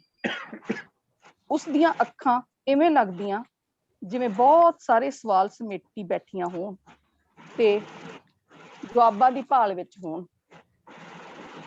ਉਸ ਦੀ ਸਾਦਗੀ ਵਿੱਚ ਆਕਰਸ਼ਣ ਸੀ। ਮੇਰੇ ਕਵੀ ਮਨ ਨੂੰ ਉਹ ਭਾ ਗਈ ਸੀ। ਉਹ ਮੇਰੀਆਂ ਕਵਿਤਾਵਾਂ ਵਿੱਚੋਂ ਕਈ ਵਾਰ ਇਹੋ ਜਿਹੇ ਅਰਥ ਕੱਢ ਲੈਂਦੀ ਜਿਵੇਂ ਦੇ ਕਵਿਤਾ ਲਿਖਣ ਸਮੇਂ ਮੈਂ ਖੁਦ ਵੀ ਨਹੀਂ ਸਨ ਸੋਚੇ ਹੁੰਦੇ। ਉਸ ਦੇ ਵਿਸ਼ਲੇਸ਼ਣ ਨਾਲ ਮੇਰੀ ਕਵਿਤਾ ਹੋਰ ਵੱਡੀ ਹੋ ਜਾਂਦੀ। ਤੁਸੀਂ ਇੰਨੀ ਖੂਬਸੂਰਤੀ ਨਾਲ ਔਰਤ ਮਨ ਦੀਆਂ ਵੇਦਨਾਵਾਂ ਨੂੰ ਕਿਵੇਂ ਕਵਿਤਾ ਵਿੱਚ ਢਾਲ ਦਿੰਦੇ ਹੋ? ਇੱਕ ਦਿਨ ਉਸਦਾ ਮੈਸੇਜ ਆਇਆ। ਇਹ ਤਾਂ ਕਵੀ ਮਨ ਦਾ ਹਿਰਦਾ ਆ, ਜੋ ਬਹੁਤ ਸੰਵੇਦਨਸ਼ੀਲ ਹੁੰਦਾ ਆ। ਨਿੱਕੀ ਤੋਂ ਨਿੱਕੀ ਗੱਲ ਨੂੰ ਵੀ ਬਹੁਤ ਹੀ ਸ਼ਿੱਦਤ ਨਾਲ ਮਹਿਸੂਸ ਕਰ ਲੈਂਦਾ ਆ। ਤੁਹਾਡੀ ਹਰ ਕਵਿਤਾ ਨਾਰੀ ਦੀਆਂ ਦਮਿਤ ਇੱਛਾਵਾਂ, ਉਹਦੀ ਆਜ਼ਾਦੀ, ਉਹਦੀ ਖੁੱਲੀ ਸੋਚ ਅਤੇ ਉਸਦੇ ਮਨ ਦੀ ਉਡਾਰੀ ਦੀ ਹਾਮੀ ਭਰਦੀਆਂ ਹਨ। ਤੁਹਾਡੀ ਕਵਿਤਾ ਪੜ੍ਹ ਕੇ ਹਰ ਔਰਤ ਨੂੰ ਇੰਝ ਲੱਗਦਾ ਹੈ ਜਿਵੇਂ ਉਹ ਇਹ ਕਵਿਤਾ ਉਸੇ ਲਈ ਹੀ ਲਿਖੀ ਗਈ ਹੋਵੇ। ਜੇ ਕਿਸੇ ਨੂੰ ਮੇਰੀ ਕਵਿਤਾ ਪੜ੍ਹ ਕੇ ਇੰਝ ਮਹਿਸੂਸ ਹੁੰਦਾ ਹੈ ਤਾਂ ਇਹ ਮੇਰੀ ਕਵਿਤਾ ਦਾ ਹਾਸਲ ਹੈ। ਤੁਹਾਡੀ ਸੋਚ ਬਹੁਤ ਖੂਬਸੂਰਤ ਹੈ। ਸਲਾਮ ਹੈ ਤੁਹਾਡੀ ਅਜਿਹੀ ਸੋਚ ਨੂੰ। ਕਿੰਨੇ ਮਹੀਨਿਆਂ ਤੋਂ ਅਜਿਹੇ ਸੁਨੇਹਿਆਂ ਦਾ ਫੋਨ ਰਾਹੀਂ ਆਦਾਨ ਪ੍ਰਦਾਨ ਹੋ ਰਿਹਾ ਸੀ। ਕਿੰਨੀਆਂ ਹੀ ਗੱਲਾਂ ਕਵਿਤਾ ਦੀਆਂ ਕਰਦੇ ਕਰਦੇ ਅਸੀਂ ਕਵਿਤਾ ਵਰਗੀਆਂ ਗੱਲਾਂ ਕਰਨ ਲੱਗ ਪਏ ਸਾਂ। ਰਾਵੀ ਦੇ ਮੈਸੇਜ ਦੀ ਮੈਨੂੰ ਇਸ ਕਦਰ ਉਡੀਕ ਰਹਿੰਦੀ ਕਿ ਮੈਂ ਡਿਊਟੀ ਤੇ ਬੈਠਾ ਹਰ 5 ਮਿੰਟ ਬਾਅਦ ਫੋਨ ਕੱਢ ਕੇ ਦੇਖਦਾ। ਜਦੋਂ ਮੈਸੇਜ ਨਹੀਂ ਆਉਂਦਾ ਤਾਂ ਮੈਂ ਮਨ ਹੀ ਮਨ ਥੋੜਾ ਉਦਾਸ ਹੋ ਜਾਂਦਾ ਤੇ ਆਪਣੇ ਆਪ ਨੂੰ ਕੰਮ ਵਿੱਚ ਉਲਝਾਉਣ ਦੀ ਕੋਸ਼ਿਸ਼ ਕਰਦਾ, ਪਰ ਮਨ ਸੀ ਕਿ ਸਮਝ ਹੀ ਨਹੀਂ ਸੀ ਰਿਹਾ। ਕਵਿਤਾ ਵੀ ਕਈ ਦਿਨ ਤੋਂ ਮੇਰੇ ਕੋਲ ਆਉਣ ਤੋਂ ਕਤਰਾ ਰਹੀ ਸੀ। ਜਾਪਦਾ ਸੀ ਸ਼ਬਦ ਜਿਵੇਂ ਰੁੱਸ ਗਏ ਹੋਣ। ਮੇਰਾ ਜੀ ਕਰਦਾ ਸੀ ਕਿ ਰਾਵੀ ਲਈ ਕਵਿਤਾ ਲਿਖਾਂ। ਬਹੁਤ ਵਾਰ ਕੋਸ਼ਿਸ਼ ਕੀਤੀ ਪਰ ਗੱਲ ਨਾ ਬਣੀ। ਮੇਰੇ ਲਿਖਣ ਵਾਲੇ ਮੇਜ਼ ਥੱਲੇ ਪਿਆ ਡਸਟਬਿਨ ਮਰੋੜੇ ਹੋਏ ਕਾਗਜ਼ਾਂ ਨਾਲ ਭਰ ਗਿਆ। ਮੈਂ ਆਪਣੇ ਆਪ ਨੂੰ ਟਟੋਲ ਕੇ ਵੇਖਿਆ। ਮਨ ਰਾਵੀ ਨੂੰ ਮਿਲਣ ਲਈ ਉਤਾਵਲਾ ਹੋਇਆ ਪਿਆ ਸੀ। ਫਿਰ ਇੱਕ ਦਿਨ ਰਾਵੀ ਦਾ ਫੋਨ ਆਇਆ। ਮੈਂ ਤੁਹਾਨੂੰ ਮਿਲਣਾ ਚਾਹੁੰਦੀ ਹਾਂ, ਕੁਝ ਸਮਾਂ ਤੁਹਾਡੇ ਨਾਲ ਬਿਤਾਉਣਾ ਚਾਹੁੰਦੀ ਹਾਂ। ਮੇਰਾ ਦਿਲ ਜਿਵੇਂ ਉਛਲ ਕੇ ਬਾਹਰ ਆਉਣ ਨੂੰ ਹੋਇਆ, ਪਰ ਮੈਂ ਜਲਦੀ ਹੀ ਆਪਣੇ ਆਪ ਤੇ ਕਾਬੂ ਪਾ ਲਿਆ। ਮੈਨੂੰ ਮਿਲ ਕੇ ਕੀ ਕਰੋਗੇ? ਮੈਂ ਸਹਿਜ ਹੋਣ ਦੀ ਕੋਸ਼ਿਸ਼ ਕੀਤੀ। ਮੈਂ ਤੁਹਾਨੂੰ ਮਿਲ ਕੇ ਤੁਹਾਨੂੰ ਹੋਰ ਨੇੜੇ ਤੋਂ ਜਾਣਨਾ ਚਾਹੁੰਦੀ ਹਾਂ। ਮੈਨੂੰ ਤਾਂ ਤੁਸੀਂ ਮੇਰੀਆਂ ਕਵਿਤਾਵਾਂ ਵਿੱਚ ਵੀ ਮਿਲ ਸਕਦੇ ਹੋ। ਮੈਂ ਆਪਣੀਆਂ ਕਵਿਤਾਵਾਂ ਵਿੱਚ ਆਪਣੇ ਆਪ ਨੂੰ ਤੇ ਆਪਣੀ ਸੋਚ ਨੂੰ ਸ਼ਬਦਾਂ ਵਿੱਚ ਢਾਲ ਕੇ ਕਾਗਜ਼ ਤੇ ਉਤਾਰ ਦਿੰਦਾ ਹਾਂ। ਮੈਂ ਤੁਹਾਡੀ ਸੰਵੇਦਨਸ਼ੀਲਤਾ ਨੂੰ, ਤੁਹਾਡੀ ਸੋਚ ਨੂੰ ਤੇ ਤੁਹਾਡੇ ਵਿਚਾਰਾਂ ਨੂੰ ਨੇੜੇ ਤੋਂ ਤੱਕਣਾ ਚਾਹੁੰਦੀ ਹਾਂ, ਮਹਿਸੂਸ ਕਰਨਾ ਚਾਹੁੰਦੀ ਹਾਂ। ਆਪਣੇ ਆਪ ਨੂੰ ਯਕੀਨ ਦਿਵਾਉਣਾ ਚਾਹੁੰਦੀ ਹਾਂ ਕਿ ਦੁਨੀਆ ਤੇ ਅਜਿਹੇ ਵਿਅਕਤੀ ਵੀ ਹਨ ਜੋ ਔਰਤ ਮਨ ਨੂੰ ਇੰਨੀ ਸੂਖਮਤਾ ਨਾਲ ਸਮਝਣ ਦੀ ਦ੍ਰਿਸ਼ਟੀ ਰੱਖਦੇ ਹਨ। ਚਲੋ, ਜੇ ਤੁਸੀਂ ਚਾਹੁੰਦੇ ਹੋ ਤਾਂ ਮਿਲ ਲਵਾਂਗੇ ਕਿਸੇ ਦਿਨ। ਮੈਂ ਆਪਣੀ ਆਵਾਜ਼ ਵਿੱਚ ਕੋਈ ਵੀ ਉਤਾਵਲਾਪਨ ਜ਼ਾਹਰ ਨਹੀਂ ਹੋਣ ਦਿੱਤਾ। ਪਰਸੋਂ 11:30 ਵਜੇ ਨਿਊ ਟਾਊਨ ਦੇ ਬਾਈਪਾਸ ਤੇ। ਪਰਸੋਂ? ਮੈਨੂੰ ਯਕੀਨ ਨਹੀਂ ਆ ਰਿਹਾ ਸੀ ਕਿ ਮੇਰੀ ਦਿਲੀ ਇੱਛਾ ਇੰਨੀ ਜਲਦੀ ਪੂਰੀ ਹੋਣ ਜਾ ਰਹੀ ਸੀ। ਤੁਹਾਨੂੰ ਕੋਈ ਦਿੱਕਤ ਹੈ ਤਾਂ ਤੁਸੀਂ ਕੋਈ ਹੋਰ ਦਿਨ ਦੱਸ ਦਿਓ ਜੇ ਤੁਹਾਨੂੰ ਕੰਫਰਟੇਬਲ ਹੋਵੇ। ਨਹੀਂ, ਪਰਸੋਂ ਠੀਕ ਹੈ, 11:30 ਵਜੇ। ਮੈਂ ਇੰਨੀ ਜਲਦੀ ਚ ਕਿਹਾ ਜਿਵੇਂ ਹੁਣ ਤਬਦੀਲੀ ਕੀਤੀ ਤਾਂ ਸ਼ਾਇਦ ਇਹ ਮੌਕਾ ਦੁਬਾਰਾ ਨਾ ਮਿਲੇ। Okay done. ਤੇ ਅੱਜ ਉਹ ਪਰਸੋਂ ਆ ਗਿਆ ਸੀ। ਘੜੀ ਦੀਆਂ ਸੂਈਆਂ ਦੀ ਸਪੀਡ ਵੇਖ ਕੇ ਮੈਨੂੰ ਇੰਜ ਲੱਗ ਰਿਹਾ ਸੀ ਕਿ ਇਹ ਜਾਂ ਤਾਂ ਮੈਨੂੰ ਚਕਮਾ ਦੇ ਕੇ ਝੜੱਪਾ ਮਾਰ ਕੇ 11:30 ਤੋਂ ਅੱਗੇ ਲੰਘ ਕੇ ਆਪਣੀ ਸਪੀਡ ਘਟਾ ਲਈ ਹੋਵੇ, ਜਾਂ 11:30 ਤੱਕ ਪਹੁੰਚਾਉਣ ਲਈ ਮੱਚਕ ਤੁਰੀਆਂ ਹੋਣ। ਪਾਰਕ ਵਿੱਚ ਕੋਸੀ ਧੁੱਪ ਵਿੱਚ ਖਿੜੇ ਫੁੱਲ ਮੁਸਕਰਾ ਕੇ ਮੇਰੇ ਵੱਲ ਵੇਖ ਰਹੇ ਸਨ। ਮੈਨੂੰ ਲੱਗਾ ਜਿਵੇਂ ਮੇਰੇ ਨਾਲ ਸਾਰੀ ਕਾਇਨਾਤ ਹੀ ਰਾਵੀ ਦੇ ਇੰਤਜ਼ਾਰ ਵਿੱਚ ਮੇਰਾ ਸਾਥ ਦੇ ਰਹੀ ਹੋਵੇ। ਪਾਰਕ ਦੇ ਬੈਂਚ ਤੇ ਬੈਠੇ ਮੈਨੂੰ ਨਿਊ ਟਾਊਨ ਦਾ ਬਾਈਪਾਸ ਦੋਹਾਂ ਪਾਸਿਆਂ ਤੋਂ ਸਾਫ਼ ਦਿਖਾਈ ਦੇ ਰਿਹਾ ਸੀ। ਮੈਨੂੰ ਤਾਂ ਇਹ ਵੀ ਨਹੀਂ ਸੀ ਪਤਾ ਕਿ ਰਾਵੀ ਕਿਸ ਪਾਸਿਓਂ ਆਉਣ ਵਾਲੀ ਹੈ ਤੇ ਕਿਸ ਤਰ੍ਹਾਂ ਆਊਗੀ, ਪੈਦਲ, ਸਕੂਟਰ ਤੇ, ਬੱਸ ਤੇ, ਪਤਾ ਨਹੀਂ। ਜਾਣਾ ਕਿੱਥੇ ਹੈ ਇਹ ਵੀ ਮੈਨੂੰ ਨਹੀਂ ਸੀ ਪਤਾ। ਰੱਬ ਕਰਕੇ ਘੜੀ ਨੇ 11:30 ਵਜਾ ਦਿੱਤੇ। ਮੈਨੂੰ ਰਾਹਤ ਦਾ ਸਾਹ ਆਇਆ। ਮੈਂ ਪਾਰਕ ਚੋਂ ਉੱਠ ਕੇ ਸੜਕ ਤੇ ਆ ਗਿਆ। 11:35 ਹੋ ਗਏ ਤੇ ਫਿਰ 40। ਇੱਕ ਪਲ ਲਈ ਲੱਗਾ ਕਿ ਰਾਵੀ ਨਹੀਂ ਆਏਗੀ। ਟੀ ਟੀ ਟੀ ਦੀ ਆਵਾਜ਼ ਮੇਰੇ ਕੋਲ ਆ ਕੇ ਸਫੇਦ ਰੰਗ ਦੀ ਕਾਰ ਰੁਕੀ। ਮੈਂ ਤ੍ਰਬਕ ਗਿਆ। ਗਰਦਨ ਘੁਮਾ ਕੇ ਵੇਖਿਆ ਤਾਂ ਡਰਾਈਵਿੰਗ ਸੀਟ ਤੇ ਰਾਵੀ ਬੈਠੀ ਮੁਸਕਰਾ ਰਹੀ ਸੀ। ਉਸਨੂੰ ਵੇਖ ਕੇ ਮੇਰੀ ਖੁਸ਼ੀ ਦਾ ਟਿਕਾਣਾ ਨਾ ਰਿਹਾ। ਉਸਨੇ ਮੈਨੂੰ ਆਪਣੀ ਨਾਲ ਵਾਲੀ ਸੀਟ ਤੇ ਬੈਠਣ ਦਾ ਇਸ਼ਾਰਾ ਕੀਤਾ। ਮੈਂ ਕਾਰ ਦੀ ਖਿੜਕੀ ਖੋਲ ਕੇ ਰਾਵੀ ਦੇ ਨਾਲ ਵਾਲੀ ਸੀਟ ਤੇ ਬੈਠ ਗਿਆ ਤੇ ਰਾਵੀ ਨੇ ਮੁੜ ਕਾਰ ਸਟਾਰਟ ਕਰ ਲਈ। ਗੱਡੀ 'ਚ ਬੈਠਦਿਆਂ ਹੀ ਇੱਕ ਬਹੁਤ ਹੀ ਮਨਮੋਹਕ ਖੁਸ਼ਬੂ ਮੇਰੀ ਨਸ-ਨਸ ਵਿੱਚ ਸਮਾ ਗਈ। ਸੌਰੀ, ਮੈਂ 10 ਮਿੰਟ ਲੇਟ ਹੋ ਗਈ। ਇਟਸ ਓਕੇ, ਮੈਂ ਵੀ ਹੁਣੇ ਆਇਆ ਹਾਂ, ਮੈਂ ਸਹਿਜ ਹੋਣ ਲਈ ਝੂਠ ਬੋਲਿਆ। ਰਾਵੀ ਨੇ ਗੱਡੀ ਦੀ ਸਪੀਡ ਵਧਾਈ ਤੇ ਜਲਦੀ ਹੀ ਅਸੀਂ ਸ਼ਹਿਰ ਤੋਂ ਬਾਹਰ ਆ ਗਏ। ਹੋਰ ਸੁਣਾਓ ਫਿਰ ਕੋਈ ਗੱਲਬਾਤ? ਰਾਵੀ ਆਪਣਾ ਧਿਆਨ ਸੜਕ ਤੇ ਰੱਖਦਿਆਂ ਮੈਨੂੰ ਸੰਬੋਧਿਤ ਹੋਈ। ਮੈਂ ਰਾਵੀ ਦੇ ਚਿਹਰੇ ਵੱਲ ਵੇਖਿਆ। ਨਿਖਰਿਆ ਹੋਇਆ ਸੀ। ਉਹਦੇ ਚਿਹਰੇ ਤੇ ਕੌਨਫੀਡੈਂਸ ਮੌਜੂਦ ਸੀ। ਉਸਦੇ ਹੱਥ ਬੜੀ ਕੁਸ਼ਲਤਾ ਨਾਲ ਸਟੀਅਰਿੰਗ ਘੁਮਾ ਰਹੇ ਸਨ। ਮੈਨੂੰ ਆਪਣੇ ਨਾਲ ਦੀ ਸੀਟ ਤੇ ਬੈਠਾ ਵੇਖ ਕੇ ਰਾਵੀ ਨੂੰ ਪਤਾ ਨਹੀਂ ਕਿੰਨੀ ਕੁ ਖੁਸ਼ੀ ਹੋ ਰਹੀ ਸੀ, ਪਰ ਮੈਨੂੰ ਇੰਜ ਲੱਗ ਰਿਹਾ ਸੀ ਜਿਵੇਂ ਅੱਜ ਕਵਿਤਾ ਖੁਦ ਮੇਰੇ ਕੋਲ ਚੱਲ ਕੇ ਆ ਗਈ ਹੋਵੇ। ਮੇਰਾ ਜੀ ਕਰਦਾ ਸੀ ਕਿ ਮੈਂ ਕਵਿਤਾ ਨੂੰ ਘੁੱਟ ਕੇ ਗਲਵੱਕੜੀ ਪਾ ਕੇ ਆਪਣੇ ਧੁਰ ਅੰਦਰ ਉਤਾਰ ਲਵਾਂ ਤੇ ਜਾਂ ਫਿਰ ਕਵਿਤਾ ਦੇ ਧੁਰ ਅੰਦਰ ਆਪ ਲੱਥ ਜਾਵਾਂ। ਅਰੇ ਕੋਈ ਗੱਲਬਾਤ ਕਰੋ, ਮੈਂ ਰਾਵੀ ਦੇ ਬੋਲਣ ਨਾਲ ਤ੍ਰਬਕ ਗਿਆ। ਹਾਂ, ਮੈਨੂੰ ਕੁਝ ਵੀ ਨਹੀਂ ਸੀ ਔੜ ਰਿਹਾ। ਮੈਨੂੰ ਤੁਹਾਨੂੰ ਮਿਲ ਕੇ ਇੰਨੀ ਖੁਸ਼ੀ ਹੋ ਰਹੀ ਹੈ ਕਿ ਮੈਂ ਸ਼ਬਦਾਂ ਵਿੱਚ ਬਿਆਨ ਨਹੀਂ ਕਰ ਸਕਦੀ। ਰਾਵੀ ਦੇ ਚਿਹਰੇ ਤੇ ਖੁਸ਼ੀ ਸਾਫ਼ ਝਲਕ ਰਹੀ ਸੀ। ਮੈਨੂੰ ਮਿਲ ਕੇ ਉਸਦਾ ਖੁਸ਼ ਹੋਣਾ ਮੈਨੂੰ ਚੰਗਾ ਲੱਗ ਰਿਹਾ ਸੀ। 20 ਮਿੰਟ ਮਗਰੋਂ ਕਾਰ ਨੀਮ ਪਹਾੜੀ ਇਲਾਕੇ ਵਿੱਚ ਦਾਖਲ ਹੋ ਗਈ। ਵਾਲਖਾਂ ਸੜਕ ਦੇ ਦੋਨੋਂ ਪਾਸੇ ਦੂਰ ਤੱਕ ਹਰੇ ਪਹਾੜ ਨਜ਼ਰ ਆ ਰਹੇ ਸਨ। ਸੜਕ ਦੇ ਇੱਕ ਪਾਸੇ ਬੱਕਰੀਆਂ ਦਾ ਝੁੰਡ ਤੇ ਉਹਨਾਂ ਨੂੰ ਹੱਕ ਕੇ ਲਿਜਾਂਦਾ ਆਜੜੀ ਮੁੰਡਾ ਕੋਈ ਪਹਾੜੀ ਗੀਤ ਗਾ ਰਿਹਾ ਸੀ। ਥੋੜਾ ਅੱਗੇ ਜਾ ਕੇ ਉੱਚੀ ਜਿਹੀ ਸੁੱਥਣ ਵਾਲੀ ਗੋਰੀ ਗੁਜਰੀ ਮੱਝਾਂ ਨੂੰ ਹੱਕ ਕੇ ਸੜਕ ਦੇ ਆਸੇ-ਪਾਸੇ ਕਰ ਰਹੀ ਸੀ। ਸਾਰੀ ਕਾਇਨਾਤ ਬਹੁਤ ਹੁਸੀਨ ਲੱਗ ਰਹੀ ਸੀ। ਥੋੜੀ ਦੇਰ ਬਾਅਦ ਰਾਵੀ ਨੇ ਕਾਰ ਇੱਕ ਪਗਡੰਡੀ ਵੱਲ ਨੂੰ ਮੋੜ ਲਈ। 5 ਮਿੰਟਾਂ ਮਗਰੋਂ ਪਹਾੜੀ ਦੇ ਪੈਰਾਂ 'ਚ ਬਣਿਆ ਇੱਕ ਛੋਟਾ ਜਿਹਾ ਖੂਬਸੂਰਤ ਰੈਸਟੋਰੈਂਟ ਦਿਖਾਈ ਦਿੱਤਾ।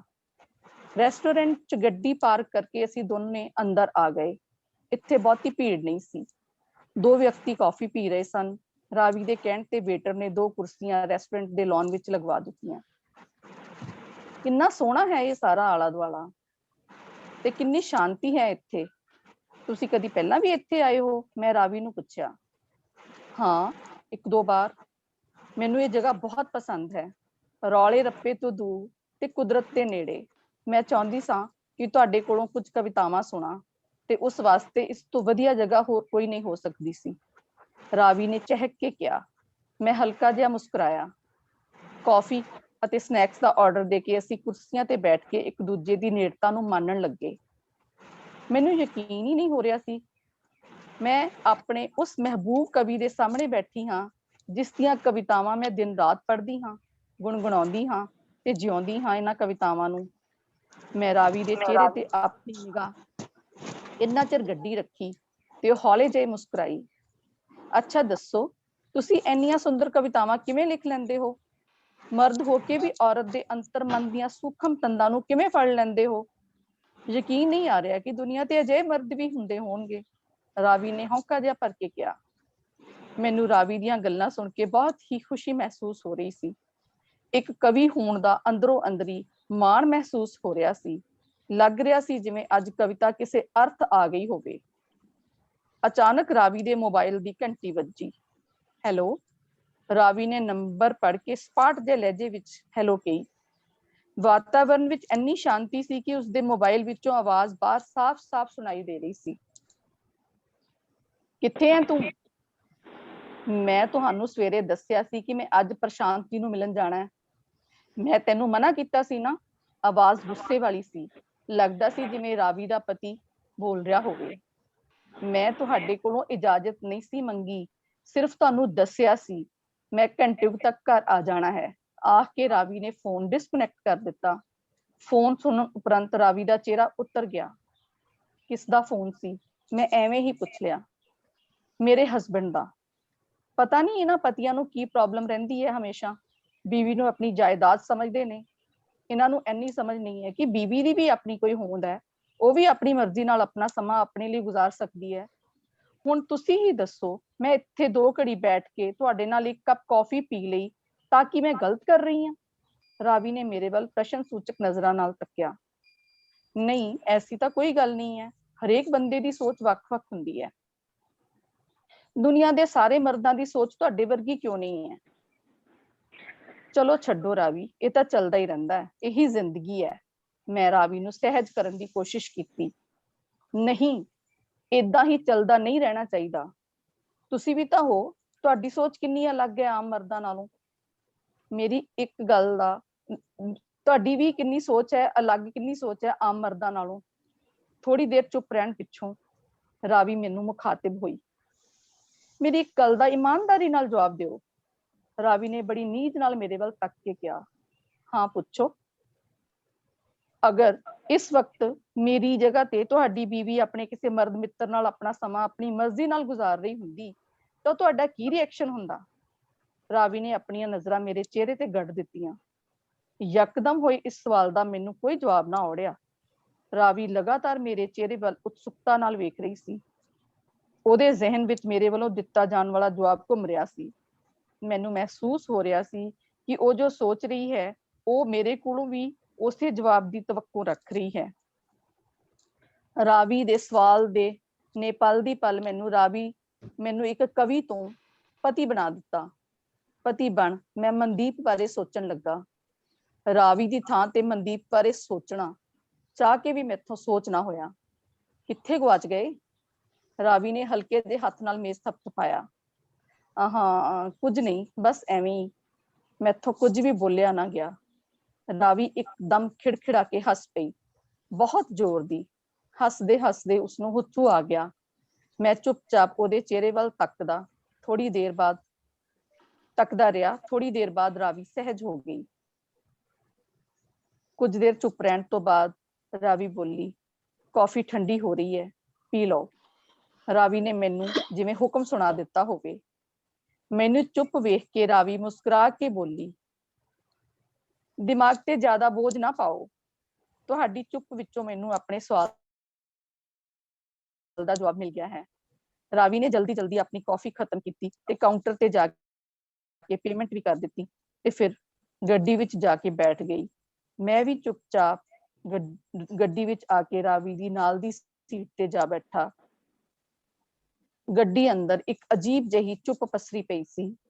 ਰਾਵੀ ਨੇ ਗੱਡੀ ਦੇ ਸਟੀਅਰਿੰਗ ਨੂੰ ਹੌਲੀ ਜਿਹੀ ਘੁਮਾ ਕੇ ਮੇਨ ਸੜਕ ਤੱਕ ਲੈ ਆਂਦਾ। ਸਾਰੀ ਸੜਕ ਖਾਲੀ ਖਾਲੀ ਲੱਗ ਰਹੀ ਸੀ। ਪਹਾੜ ਵੱਲ ਨਿਗਾਹ ਮਾਰ ਥੱਕੇ ਥੱਕੇ ਖੜੇ ਊਂਘ ਰਹੇ ਹੋਣ। ਥੋੜੀ ਦੂਰ ਜਾ ਕੇ ਮੱਝਾਂ ਦਾ ਝੁੰਡ ਤੇ ਉਹ ਗੁਜਰੀ ਫਿਰ ਨਜ਼ਰ ਪਏ। ਮੱਝਾਂ ਗੋਹੇ ਨਾਲ ਲਿਬੜੀਆਂ ਕੋਝੀਆਂ ਨਜ਼ਰ ਆ ਰਹੀਆਂ ਸਨ। ਵੇਖ ਕੇ ਮੇਰਾ ਜੀਅ ਖਰਾਬ ਹੋਇਆ। ਮੈਂ ਖਿੜਕੀ ਦਾ ਸ਼ੀਸ਼ਾ ਥੋੜਾ ਹੇਠਾਂ ਕੀਤਾ। ਥੋੜੀ ਦੂਰ ਅੱਗੇ ਜਾ ਕੇ ਆਜੜੀ ਮੁੰਡਾ ਬੱਕਰੀਆਂ ਦਾ ਝੁੰਡ ਲਈ ਤੁਰਿਆ ਜਾ ਰਿਹਾ ਸੀ। ਝੁੰਡ ਵਿਚਲੇ ਬਕ ਵਿੱਚ ਵੜ ਗਈ। ਮੈਂ ਖਿੜਕੀ ਦਾ ਸ਼ੀਸ਼ਾ ਉਤਾਂ ਚੁੱਕ ਦਿੱਤਾ। ਰਾਵੀ ਚੁੱਪਚਾਪ ਗੱਡੀ ਡਰਾਈਵ ਕਰ ਰਹੀ ਸੀ। ਉਹਦਾ ਚਿਹਰਾ ਸਮਾਰਟ ਲੱਗ ਰਿਹਾ ਸੀ। ਨਿਊ ਟਾਊਨ ਦਾ ਬਾਈਪਾਸ ਕਦੋਂ ਆ ਗਿਆ ਮੈਨੂੰ ਪਤਾ ਵੀ ਨਾ ਲੱਗਾ। ਚੰਗਾ ਪ੍ਰਸ਼ਾਂਤ ਜੀ, ਅੱਜ ਮੈਨੂੰ ਪਤਾ ਚੱਲ ਗਿਆ ਹੈ ਕਿ ਸਾਰੇ ਮਰਦ ਤੁਹਾਡੇ ਵਾਂਗ ਹੀ ਸੋਚਦੇ ਨੇ। ਮੈਂ ਸੋਚਦੀ ਹੁੰਦੀ ਸੀ ਕਿ ਸਾਰੇ ਮਰਦਾਂ ਦੀ ਸੋਚ ਤੁਹਾਡੇ ਵਰਗੀ ਕਿਉਂ ਨਹੀਂ ਹੈ, ਪਰ ਮੈਨੂੰ ਤੁਸੀਂ ਜਵਾਬ ਦੇ ਦਿੱਤਾ। ਤੁਹਾਡੀ ਚੁੱਪ ਨੇ ਮੈਨੂੰ ਜਵਾਬ ਦੇ ਦਿੱਤਾ। ਤੁਹਾਡੀ ਕਵਿਤਾ ਫਿਰ ਕਦੀ ਸੁਣਾਂਗੀ। ਕਿ ਰਾਵੀ ਨੇ ਹੌਲੇ ਜਿਹੇ ਹੱਥ ਹਿਲਾਇਆ। ਸੜਕ ਤੇ ਉਤਰ ਕੇ ਮੈਨੂੰ ਲੱਗਾ ਕਿ ਮੇਰੀ ਕਵਿਤਾ ਤਾਂ ਸਿਰ ਸੁੱਟ ਕੇ ਸਿਸਕਦੀ ਰਹਿ ਗਈ ਤੇ ਮੈਂ ਇਕੱਲਾ ਹੀ ਵਾਪਸ ਆਇਆ ਸਾਂ। ਵਾਹ ਮਾਸ਼ਾਅੱਲਾ, ਬਹੁਤ ਸੋਹਣਾ, ਬਹੁਤ ਸੋਹਣਾ, ਕਮਾਲ ਕਮਾਲ। ਜ਼ਬਰਦਸਤ। ਬਹੁਤ ਅੱਛੀ, ਵਾਕਈ ਬੜੀ ਚੰਗੀ। ਸਿੱਠੂ ਜੀ ਇਹ ਸਾਰੇ ਨੇ ਰਿਕਾਲ ਕਰ ਲੈਣਗੇ। ਕਿਧਰੇ ਪੜਿਆ ਸੀ ਚੁੱਪ ਕਰ ਦੜ ਵੱਟ ਜਾ। ਜੀ ਬਾਕੀ ਅਗਲਾ ਹਿੱਸਾ ਮੈਂ ਨਹੀਂ ਪੜਦਾ ਜੀ। ਸਾਹਿਬ ਇਹ ਸੰਗਤ ਰੌਲਾ ਦੀ ਜਿਹੜਾ ਇਜਾਜ਼ਤ ਵੀ ਚੁੱਪ ਕਰ ਜੀ ਜੀ ਨਹੀਂ ਸਾਰੇ ਹੁਣ ਇੱਥੇ ਆਏ ਆ ਤੇ ਇਜਾਜ਼ਤ ਹੋ ਗਈ। ਸੁਖਨਾ ਸਾਹਿਬ ਇਜਾਜ਼ਤ ਜੀ, ਦਿਓ ਜੀ, ਹੁਣ ਜੀ, ਜ਼ੁਬੈਰ ਜੀ, ਸਾਹਿਬ ਜੀ। ਮਾਰਦੇ ਨੇ, ਕੀ ਕਰੀਏ। ਜੀ ਬਿਸਮਿल्लाह ਬਿਸਮਿल्लाह। ਤੇ ਜ਼ੁਬੈਰ ਸਾਹਿਬ ਵੀ ਮੈਂ ਤਗੜੇ ਨੇ ਜੀ, ਕੀ ਕਰੀਏ। ਭਰਾ ਵੇ ਵੱਡਾ ਮਰਤਬੇ ਚ ਜੀ ਵੱਡਾ ਮੈਂ ਕਹਿੰਦੀ ਹਾਂ ਸਾਨੂੰ ਛੇੜ ਕੇ ਖੁਸ਼ੀ ਹੁੰਦੀ ਹੈ। ਤੇ ਤੁਹਾਡੀ ਜ਼ੁਬੈਰ ਸਾਹਿਬ ਤੁਹਾਡੀ ਬੜੀ ਟੇਸਾ ਦੀ ਮੁਹੱਬਤ। ਇਹ ਰੌਲਾ ਜਿਹੜਾ ਇਹਨਾਂ ਦੀ ਇਹ ਚੁੱਪ ਕਰ ਦੜ ਵੱਟ ਜਾ ਲਾਵੇ, ਇਹਦੇ ਚ ਦੜ ਵੱਟਣੀ ਪੈਂਦੀ ਹੈ ਦੋਵਾਂ ਧਿਰਾਂ ਨੂੰ, ਤੇ ਫਿਰ ਇਹ ਹਯਾਤੀ ਅੱਗੇ ਤੁਰਦੀ ਏ। ਇਹ ਰੌਲਾ ਸਾਰਾ ਮੈਂ ਦਾ ਹੈ ਜੀ, ਤੇ ਮੈਂ ਮਾਰਨੀ ਕੋਈ ਏਡਾ ਆਸਾਨ ਕੰਮ ਤੇ ਕੋਈ ਨਹੀਂ ਨਾ। ਤੇ ਥੋੜੀ ਦੇਰ ਪਹਿਲੇ ਸ਼ਗੁਫਤਾ ਸਾਹਿਬ ਵੀ ਆਂਦੇ ਸਨ ਪਏ ਕਿ ਮੇਰਾ ਮੀਆਂ ਜਿਹੜਾ ਨਾ ਪਤਾ ਨਹੀਂ ਕਿੱਧਰ ਤੁਰ ਗਿਆ, ਤੇ ਮੈਂ ਕਰ ਲੈਣੀ ਆ ਪਤਾ ਉਹਦਾ। ਸਾਰੇ ਹਯਾਤੀ ਮਾਣੋ ਜੀ, ਮੈਂ ਕੋਈ ਇਸ ਤਰ੍ਹਾਂ ਦਾ ਅਦਬੀ ਬੰਦਾ ਨਹੀਂ। ਮੈਂ ਤੇ ਡਾਕਟਰ ਤਾਲਬ ਇਲਮ ਆਮ ਤੇ ਉਹਨਾਂ ਮੇਰਾ ਪਿੱਛੇ ਪਿੱਛੇ ਤੁਰਨ ਦੀ ਮੈਨੂੰ ਹੁਣ ਆਦਤ ਜੀ ਪੈ ਗਈ ਇਸ ਉਮਰ ਚ ਆ ਕੇ ਜੀ। ਤੇ ਮੈਨੂੰ ਤੁਹਾਡੇ ਸਾਰਿਆਂ ਨਾਲ ਵੇਲਾ ਇਹ ਜਿਹੜਾ ਵੇ ਨਾ ਜੀ ਨਾਲ ਤੇ ਕੋਈ ਚੰਗਾ ਲੱਗਦਾ ਹੈ, ਤੇ ਮੈਨੂੰ ਲੱਗਦਾ ਕੁਝ ਮੈਂ ਸਿੱਖਿਆ। ਖਾਸ ਤੌਰ ਤੇ ਮੈਂ ਇੱਕ ਗੱਲ ਕਰਨੀ ਚਾਹੁੰਦਾ ਜੀ ਕਿ ਇਹ ਜਿਹੜਾ ਡਾਕਟਰ ਸਾਹਿਬ ਤੁਹਾਡੇ ਲਈ ਹੈ ਜੀ, ਖਾਸ ਤੌਰ ਤੇ ਤੁਸੀਂ ਇਹ ਜਿਹੜਾ ਇਕੱਠ ਬਣਾਇਆ ਨਾ ਜੀ, ਮੈਂ ਇਹਦੇ ਚ ਅੱਜ ਕੁਝ ਨਵੇਂ ਅੱਖਰ ਸਿੱਖੇ ਨੇ। ਇਹ ਭੈਣ ਹੋਰਾਂ ਨੇ ਤੇ ਸਾਰੇ ਨਵੇਂ ਅੱਖਰ ਸਾਡੇ ਲਈ ਉਹ ਅੱਖਰ ਨਵੇਂ ਨੇ। ਅੱਖਰ ਇਟਸੈਲਫ ਕਹਿ ਲਵੋ ਜਾਂ ਅੱਖਰ ਆਪਣੀ ਸ਼ਨਾਖਤ ਚ ਨਵੇਂ ਨਹੀਂ, ਕਿਉਂਕਿ ਅਸੀਂ ਮਾਂ ਬੋਲੀ ਤੋਂ 70 ਵਰ੍ਹਿਆਂ ਤੋਂ ਖਾਸ ਤੌਰ ਤੇ ਤੁਰ ਉਸ ਤੋਂ ਪਿੱਛੇ ਤਾਂ ਸ਼ਾਇਦ ਕੁਝ ਹੈ ਸੀ। ਤੇ ਤੁਸੀਂ ਕਿਧਰੇ ਆਖਿਆ ਸੀ ਕਿ ਸਾਨੂੰ ਥੋੜਾ ਬਹੁਤ ਨਵਾਂ ਜਾਂ ਪੰਜਾਬੀ ਇਸ ਵਾਸਤੇ ਕਿ ਸਾਡੇ ਉਸਤਾਦਾਂ ਪੰਜਾਬੀ ਚ ਪੜ੍ਹਾਇਆ ਸੀ, ਤੇ ਉਹ ਸ਼ਾਇਦ ਉਸ ਕਰਕੇ ਵੀ, ਲੇਕਿਨ ਉਹਦੇ ਬਾਵਜੂਦ ਵੀ ਇਹ ਨਵੇਂ ਅੱਖਰ ਜਿਹੜੇ ਨੇ ਮਾਸ਼ਾਅੱਲਾ ਤੇ ਇਹ ਮੇਰੇ ਲਈ ਤੇ ਬੜੀ ਇੱਕ ਚੰਗੀ ਕੌਲ ਹੋ ਕੇ ਜੀ ਸ਼ੁਰੂਆਤ ਹੀ ਆਏ, ਕੋਈ ਸਿਲਸਿਲਾ ਸ਼ੁਰੂ ਹੋਇਆ। ਸ਼ੁਕਰੀਆ ਜੀ। ਜੀ ਮੇਰਾ ਖਿਆਲ ਹੈ ਕਿ ਕਹਾਣੀ ਤੇ ਗੱਲ ਕਰਨੀ ਚਾਹੀਦੀ ਹੈ। ਕੌਣ ਗੱਲ ਕਰੇਗਾ? ਜੀ ਬੂਟਾ ਜੀ ਕਰੋ ਤੁਸੀਂ ਗੱਲ। ਗੱਲ ਸੁਣੋ ਜੀ, ਮੈਨੂੰ ਕਹਾਣੀ ਤੇ ਗੱਲ ਕਰਨ ਦਾ ਵੱਲ ਨਹੀਂ ਆਉਂਦਾ। ਮੈਂ ਕ੍ਰਿਟਿਕ ਨਹੀਂ ਗਾ, ਪਰ ਨਾ ਮੈਂ ਉਸ ਅੱਖ ਨਾਲ ਉਸ ਸੋਚ ਨਾਲ। ਪਰ ਇੱਕ ਗੱਲ ਜਿਹੜੀ ਉਹਦੇ ਵਿੱਚ ਬੇਸਿਕ ਹੈਗੀ ਹੈ, ਉਹ ਹੈਗੀ ਹੈ ਕਿ ਉਹ ਚੁੱਪ ਨੇ ਸਾਰਾ ਕੁਝ ਸਾਡਾ ਜਿਹੜਾ ਅੰਦਰ ਹੈ ਉਹ ਖੋਲ ਕੇ ਤੇ ਸਾਹਮਣੇ ਰੱਖ ਦਿੱਤਾ। ਅੰਮ੍ਰਿਤ ਦਾ ਕਿ ਕਹਿਣਾ ਚਾਹੀਦਾ ਕਿ ਮਨੁੱਖ ਦਾ ਜਿਹੜਾ ਆਪਣਾ ਦੂਸਰੇ ਦੇ ਨਾਲ ਇੱਕ ਜੋੜ ਹੈ, ਸਾਂਝ ਹੈ, ਉਹਦੇ ਵਿੱਚ ਜਿਹੜੀ ਇੱਕ ਤਰੇੜ ਹੈ, ਭਾਵੇਂ ਤਰੇੜ ਸਮਝ ਲਵੋ, ਭਾਵੇਂ ਆਪਣੀ ਵਜ੍ਹਾ ਕਰਕੇ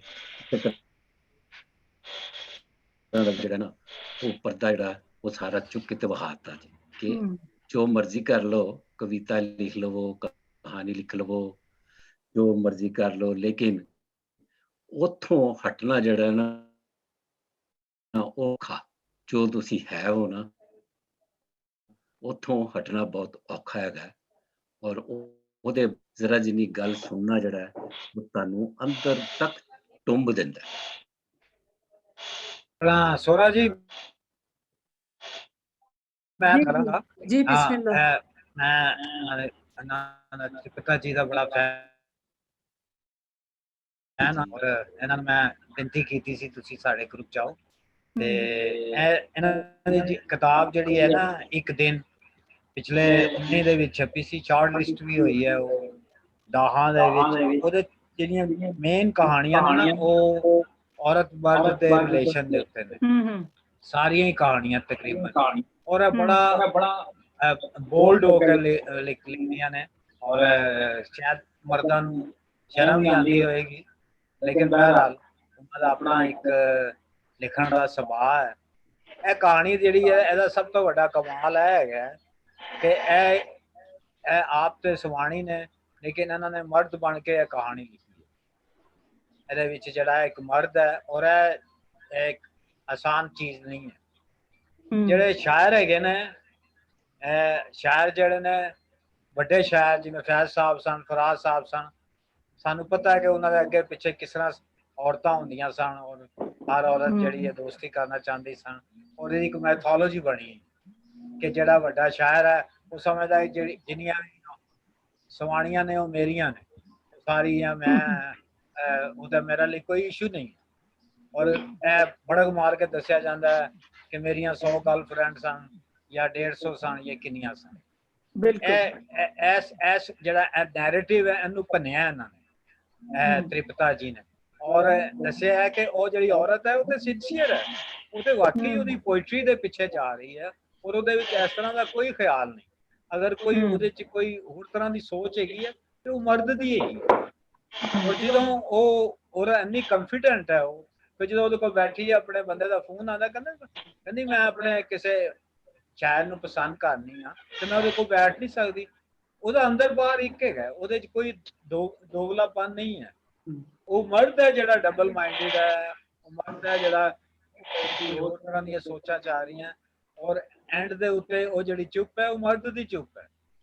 ਮੈਂ ਸਮਝਦਾ ਬੜੇ ਖੂਬਸੂਰਤ ਤਰੀਕੇ ਨਾਲ ਜਿਹੜੀ ਖਾਸ ਤਰ੍ਹਾਂ ਦੀ ਸਾਡੀ ਮੈਥੋਲੋਜੀ ਹੈ ਮਰਦ ਪੋਇਟ ਦੀ ਕਿ ਬੜੇ ਉਹ ਹੈ ਨੇ ਤੇ ਔਰਤਾਂ ਇਸ ਤਰ੍ਹਾਂ ਉਹਨਾਂ ਦੇ ਨਾਲ ਰਿਲੇਟਡ ਹੁੰਦੀਆਂ ਨੇ ਤੇ ਸਾਰੀ ਕਹਾਣੀ ਨੂੰ ਉਹਨਾਂ ਨੇ ਬੜੇ ਖੂਬਸੂਰਤ ਤਰੀਕੇ ਨਾਲ ਭੰਨਿਆ ਉਹਨਾਂ ਨੇ।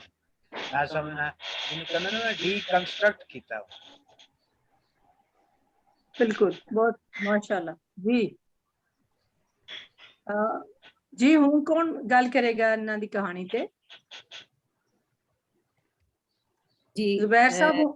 जी जी मैं कर ਲਾਂ जी थोड़ी जी थोड़ी इजाजत जी ना ਸ਼ਗੁਫਤਾ ਜੀ ਸ਼ਗੁਫਤਾ जी ਪਹਿਲੇ ਸਭ ਤੋਂ ਤੁਹਾਨੂੰ ਐਜ਼ ਏ ਸਦਰਾਨ ਦੀ ਬਹੁਤ ਜੀ ਆਇਆਂ ਨੂੰ Subra ji. It is always pleasant to see you, ਖਾਸ ਤੌਰ ਤੇ ਸਕਰੀਨ ਤੇ ਬੜਾ ਅੱਛਾ ਲੱਗਦਾ। ਔਰ ਦੂਸਰਾ ਹੈ ਜਿਹੜੀ ਕਹਾਣੀ ਦੀ ਗੱਲ ਕੀਤੀ ਤ੍ਰਿਪਤਾ ਜੀ, ਤੁਸੀਂ ਜਿਹੜੀ ਲਿਖੀ ਔਰ ਇੱਕ ਵਾਕਈ ਇੱਕ ਬੜਾ ਇੱਕ ਬੋਲਡ ਜਿਹੜੀ ਮਤਲਬ ਇੱਕ ਬੋਲਡ ਸਬਜੈਕਟ ਹੈ, ਲੇਕਿਨ ਬਹੁਤ ਜ਼ਿਆਦਾ ਔਰਤ ਦੀ ਜਿਹੜੀ ਫਿਤਰਤ ਹੈ ਉਹਦੇ ਕਰੀਬ ਵੀ ਆ। ਮਤਲਬ ਕਿਉਂਕਿ ਬਹੁਤ ਸਾਰੀਆਂ ਜਿਹੜੀਆਂ ਅਸੀਂ ਦੇਖੋ ਕਿ ਅਸੀਂ ਸਾਰੇ ਹੀ ਇੱਥੇ ਜਿਹੜੇ ਵੀ ਹੈ ਪੜ੍ਹਨ ਪੜ੍ਹਾਉਣ ਦੇ ਨਾਲ ਵਾਸਤਾ ਰੱਖਣ ਵਾਲੇ ਲੋਕ ਹਾਂ ਔਰ ਸਭ ਆਪਣੇ ਆਪਣੇ ਜਰਨੀ 'ਚ ਵੀ ਦੇਖਣਗੇ ਔਰ ਉਹਨਾਂ ਨੇ ਆਪਣੇ ਆਲ ਦੁਆਲ ਵੀ ਇਹ ਤਜਰਬੇ ਵੀ ਕੀਤੇ ਹੋਣਗੇ ਕਿ ਅਗਰ ਕੋਈ ਮਤਲਬ ਸ਼ਾਇਦ ਇਹ ਕਿਉਂਕਿ ਸਾਡੇ ਜਿਹੜਾ ਮੁਆਸ਼ਰਾ ਹੈ ਜਾਂ ਸਾਡੀ ਜਿਹੜੀ ਪੁਰਾਣੀ ਜਿਹੜੀ ਚੱਲਦੀ ਆ ਰਹੀ ਹੈ 5000 ਸਾਲ ਦੀ ਤਾਰੀਖ ਸਬ ਕੰਟੀਨੈਂਟ ਦੀ ਬਰੇ ਸਗੀਰ ਦੀ, ਉਹਦੇ ਵਿੱਚ ਕਿਉਂਕਿ ਇਹ ਚੀਜ਼ ਆ ਕਿ ਜਿਹੜੀ ਗੱਲ ਜ਼ੁਬੈਰ ਸਾਹਿਬ ਨੇ ਕਹੀ, ਮੈਂ ਐਪਰੀਸ਼ੀਏਟ ਕਰਾਂਗੀ ਕਿ ਜ਼ੁਬੈਰ ਸਾਹਿਬ ਨੇ ਮਰਦ ਹੋਣ ਦੇ ਬਾਵਜੂਦ ਇੱਕ ਬਹੁਤ ਵਾਜ਼ੇ ਤਰੀਕੇ ਨਾਲ ਇੱਕ ਨਿਊਟਰਲ ਹੋ ਕੇ ਤੇ ਉਹ ਗੱਲ ਨੂੰ ਜਿਸ ਤਰ੍ਹਾਂ ਬਿਆਨ ਕੀਤਾ ਕਿ ਵਾਕਈ ਬੰਦੇ ਐ ਸਮਝਦੇ ਆ ਕਿ ਵੀ ਸਾਡੇ ਆਲੇ ਦੁਆਲੇ।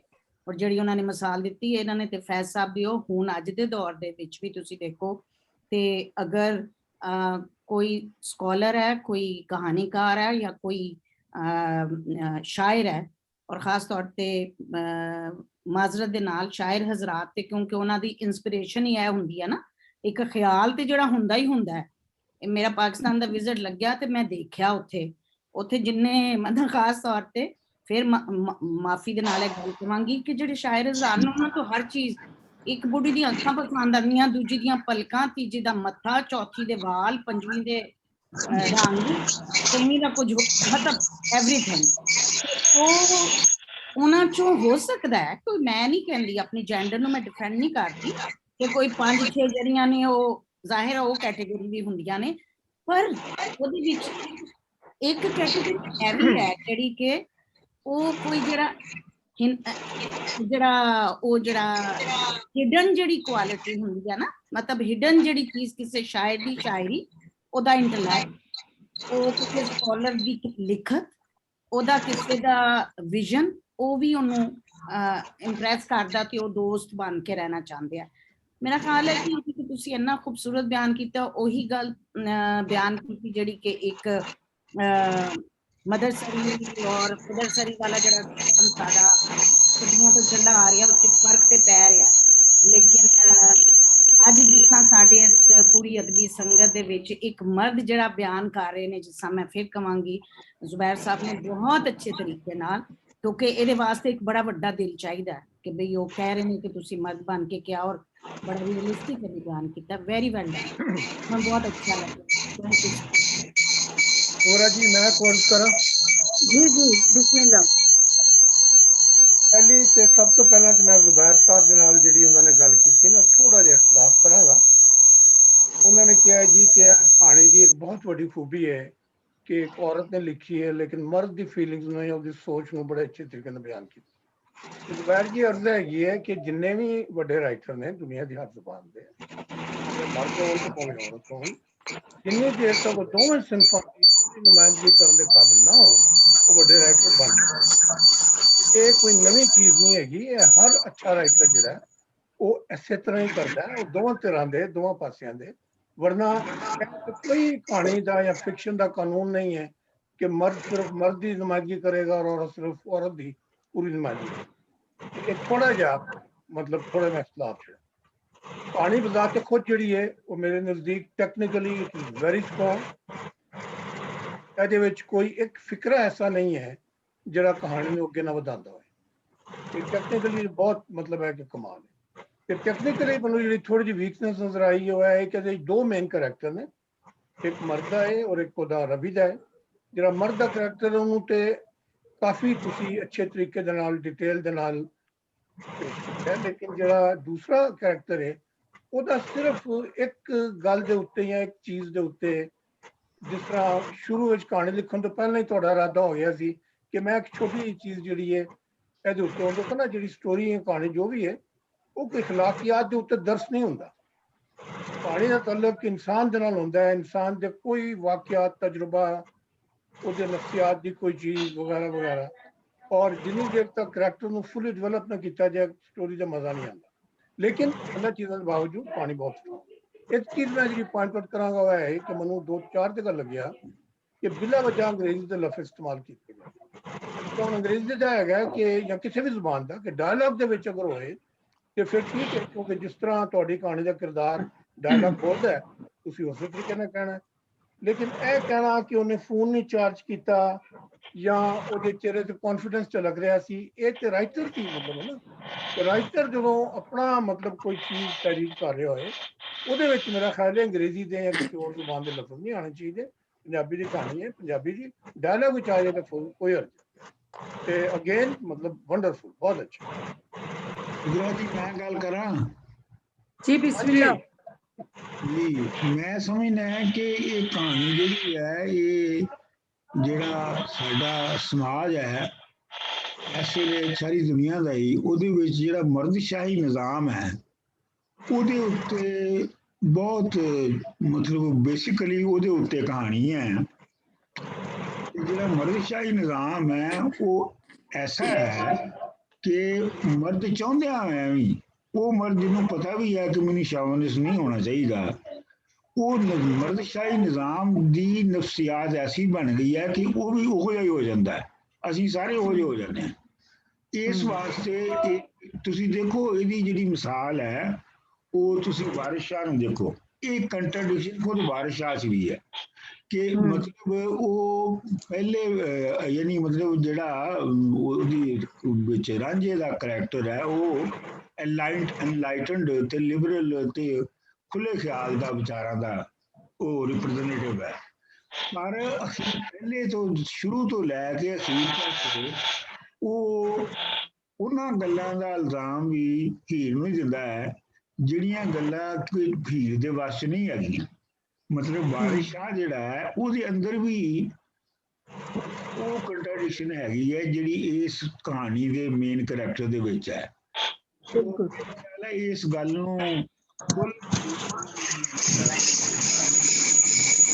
ਬਣਾਈ ਹੈ ਉਹ ਬੜੀ ਬੇਸਿਕ ਹੈ और कहानी मेरे ख्याल से बड़ी अच्छी है।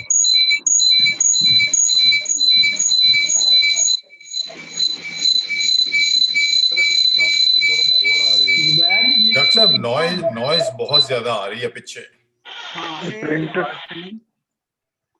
एक प्रिंटर चल रहा है जी किसी दोस्त का, इन्होंने कहो म्यूट करन फिर सही हो जाएगी। चलो जी ठीक हो गया। जी डॉक्टर साहब नहीं मैं तो गल कर ली हुण तुसी अगे जी बिस्मिल्लाह। और कोई दोस्त और कोई गल करना चाह रहे हैं कहानी के बारे? मैं जी एक छोटी जी अर्ज करनी चाहना वा कि ਜਿਹੜਾ ਇਹ ਥੋੜਾ ਜਿਹਾ ਇੱਕ ਦੋਸਤ ਨੇ ਫਰਮਾਇਆ ਹੈ ਕਿ ਡਾਇਲੋਗ ਵਿੱਚ ਤੁਸੀਂ ਅੰਗਰੇਜ਼ੀ ਦਾ ਅੱਖਰ ਵਰਤ ਲਵੋ ਤੇ ਉਂਝ ਨਾ ਵਰਤੋ। ਮੇਰਾ ਖਿਆਲ ਇਹ ਵੇ ਕਿ ਇਹ ਜਿਹੜਾ ਕਦਗਨ ਹੈ ਜਾਂ ਇਹ ਜਿਹੜੀ ਸ਼ਰਤ ਇਹਨੂੰ ਥੋੜਾ ਜਿਹਾ ਚੁੱਕ ਲਵੋ, ਕਿਉਂਕਿ ਇਹਦੀ ਵਜ੍ਹਾ ਤੋਂ ਇਹ ਜਿਹੜੀ ਆਉਣ ਵਾਲੀ ਨਸਲ ਹੈ ਉਹਨੂੰ ਵੀ ਤੇ ਅੱਗੇ ਅਸਾਂ ਇਹ ਜ਼ੁਬਾਨ ਟ੍ਰਾਂਸਫਰ ਕਰਨੀ ਹੈ ਤੇ ਵੇਲੇ ਦੇ ਨਾਲ ਜਿੰਨੀ ਦੇਰ ਜ਼ੁਬਾਨ ਵਿੱਚ ਇਹ ਅੱਖਰ ਅਸੀਂ ਨਹੀਂ ਵਰਤਾਂਗੇ ਤੇ ਉਹ ਜਿਹੜਾ ਹੁਣ ਇੱਕ ਜਗਤ ਵਾਸੀ ਬੱਚਾ ਵੇ ਜਿਹਨੂੰ ਅੰਗਰੇਜ਼ੀ ਦੀ ਲੋੜ ਹੈ, ਸ਼ਾਇਦ ਕੁਝ ਹੋਰ ਜ਼ਬਾਨਾਂ ਦੀ ਵੀ ਲੋੜ ਪੈਣੀ ਹੈ, ਤੇ ਅਸਾਂ ਉਹਨੂੰ ਮਾਂ ਬੋਲੀ ਨਾਲ ਵੀ ਜੋੜਨਾ ਹੈ ਤੇ ਥੋੜਾ ਜਿਹਾ ਆਸਾਨ ਹੋ ਜਾਏਗਾ ਉਹਦੇ ਲਈ ਕਿ ਉਹ ਕੁਝ ਆਪਣੀ ਸਮਝਣ ਲੱਗ ਪਏਗਾ ਇਸ ਗੱਲਬਾਤ ਨੂੰ। ਸ਼ੁਕਰੀਆ ਜੀ। ਜੀ ਆਪਣਾ ਸੋਰਾ ਜੀ ਥੋੜੀ ਦੇਰ ਗੱਲ ਜਾਰੀ ਰੱਖਣਾ। ਕੈਸਰ ਸਾਹਿਬ ਦੇ ਘਰ ਬੱਤੀ ਨਹੀਂ ਆ ਰਹੀ ਤੇ ਅਸੀਂ 10 ਵਜੇ ਤੱਕ ਵੇਟ ਕਰਾਂਗੇ। ਜੇ ਤੇ ਉਹ ਬੱਤੀ ਆ ਗਈ ਤੇ ਆਨਲਾਈਨ ਆ ਗਏ ਠੀਕ ਹੈ, ਨਹੀਂ ਤੇ ਫਿਰ ਸਾਨੂੰ ਇੱਥੇ ਹੀ ਖਤਮ ਕਰਨੀ ਪੜੇਗੀ। अच्छा वो मैं जी मैं कह रही सी प्रोफेसर साहब सुबह क्योंकि पहला वर्किंग डे होंदा है ना ते जरा जल्दी भी जाना होंदा है, मीटिंग्स होंदियां ने ते मैं गल कर लैनी आ ते फिर ਅਸੀਂ ਉਹਨਾਂ ਦੀ ਗੱਲ ਵੀ ਸੁਣ ਲਾਂਗੇ। ਕੀ ਖਿਆਲ ਹੈ? ਕਰ ਲਓ ਸਹੀ ਹੈ ठीक है जी बिल्कुल जी बिस्मिल्लाह। मैं सब तो पहला ते बड़ा शुक्रिया अदा करनी आ डॉक्टर मंजूर इजाज दा और प्रोफेसर जुबैर साहब दा कि एडी सोहनी महफिल जिहड़ी है सजाई है विच रलत करके बड़ा चंगा लगा। डॉक्टर मंजूर इजाज नाल साडी दोस्ती नहीं, साडा सब दा इश्क है क्योंकि वो एक एडे खूबसूरत इंसान ने अंदरों बाहरों उन्हां दी लिखतां उन्हां दा मौजूद होना साडे दरमियान यही बड़ा हौसला दिंदा।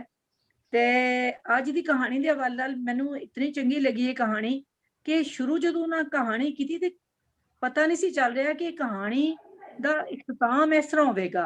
और मैं समझनी है कि किसी भी कहानी दा कमाल यही होंदा है कि उहदा अखीर तुहानूं ना पता लगे कि कहानीकार तुहानूं कित्थे लैके जा रहा है।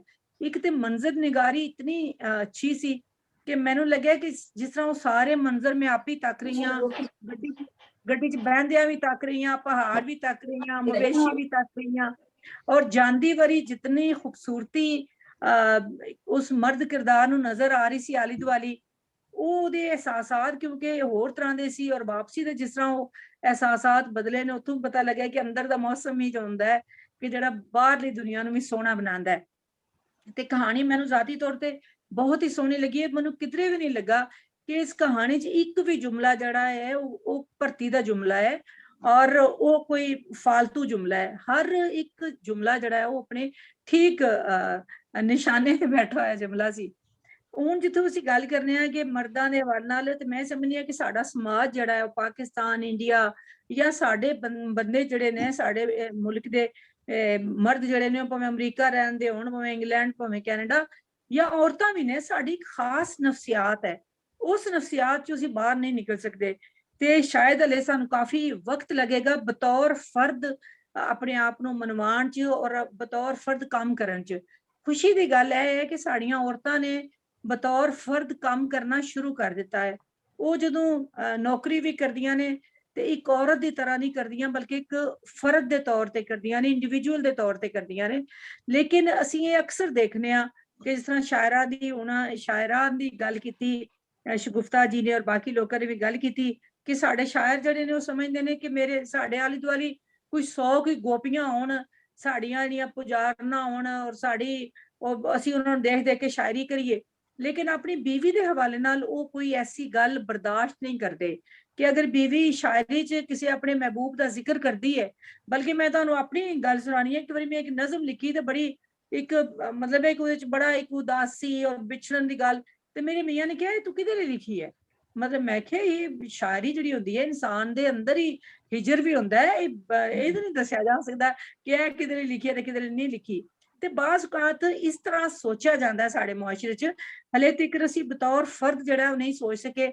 ਲੇਕਿਨ ਔਰਤ ਜਿਹੜੀ ਹੈ, ਔਰਤ ਦਾ ਐਤਮਾਦ ਜਿਹੜਾ ਹੈ ਉਹ ਇੱਕ ਬਤੌਰ ਇਨਸਾਨ ਗਈ ਹੈ, ਬਤੌਰ ਫਰਦ ਗਈ ਹੈ। ਉਹਨੂੰ ਇੱਕ ਜਿਹੜੀ ਜਮਾਲਿਆਤੀ ਅਹਿਸਾਸ ਦੇ ਅੰਦਰ ਬੜਾ ਤਾਕਤਵਰ ਹੈ, ਸ਼ਾਇਰੀ ਨਾਲ ਮੁਹੱਬਤ ਕਰਨਾ ਔਰ ਫਿਰ ਸ਼ਾਇਰ ਨੂੰ ਆਪਣੇ ਸਾਹਮਣੇ ਦੇਖ ਕੇ ਔਰ ਬਿਲਕੁਲ ਹਕੀਕਤ ਨਿਗਾਰੀ ਹੈ।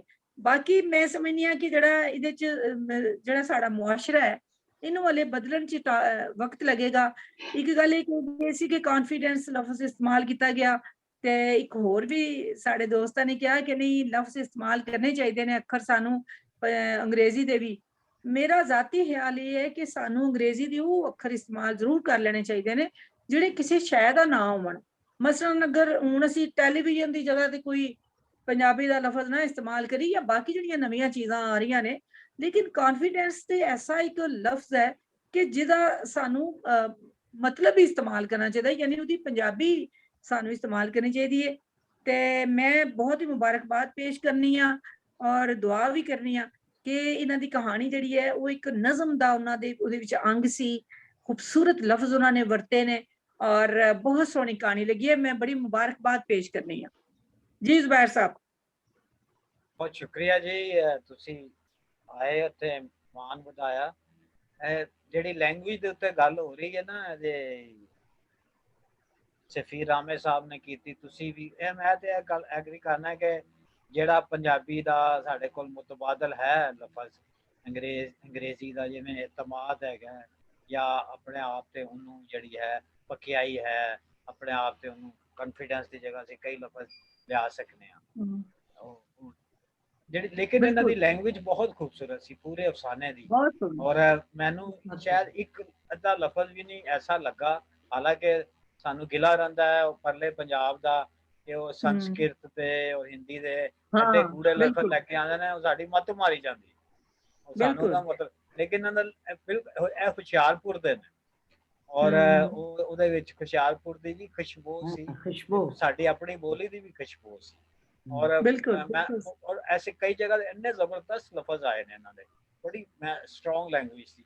ਅੱਛਾ ਜਿਹੜਾ ਐਂਡ ਹੈਗਾ ਨਾ ਉਹ ਵਾਕਈ ਕਮਾਲ ਹੈ, ਜਦੋਂ ਉਹਨੂੰ ਮੱਝਾਂ ਦਾ ਗੋਬਰ ਨਜ਼ਰ ਆਉਂਦਾ ਹੈ ਔਰ ਭੈੜੀਆਂ ਚੀਜ਼ਾਂ, ਬਹੁਤ ਸਿੰਬੋਲਿਕ ਹੈ। ਔਰ ਇਹ ਮੇਰਾ ਕਹਾਣੀ ਦੇ ਜਿਹੜੇ ਬਹੁਤ ਪਾਵਰਫੁਲ ਹਿੱਸਾ ਬਹੁਤ ਮਾਸ਼ਾਅੱਲਾ। ਮੈਂ ਵੀ ਥੋੜੀ ਜੀ ਗੱਲ ਕਰਨੀ ਹੈ ਇਹਨਾਂ ਦੀ ਕਹਾਣੀ ਬਾਰੇ।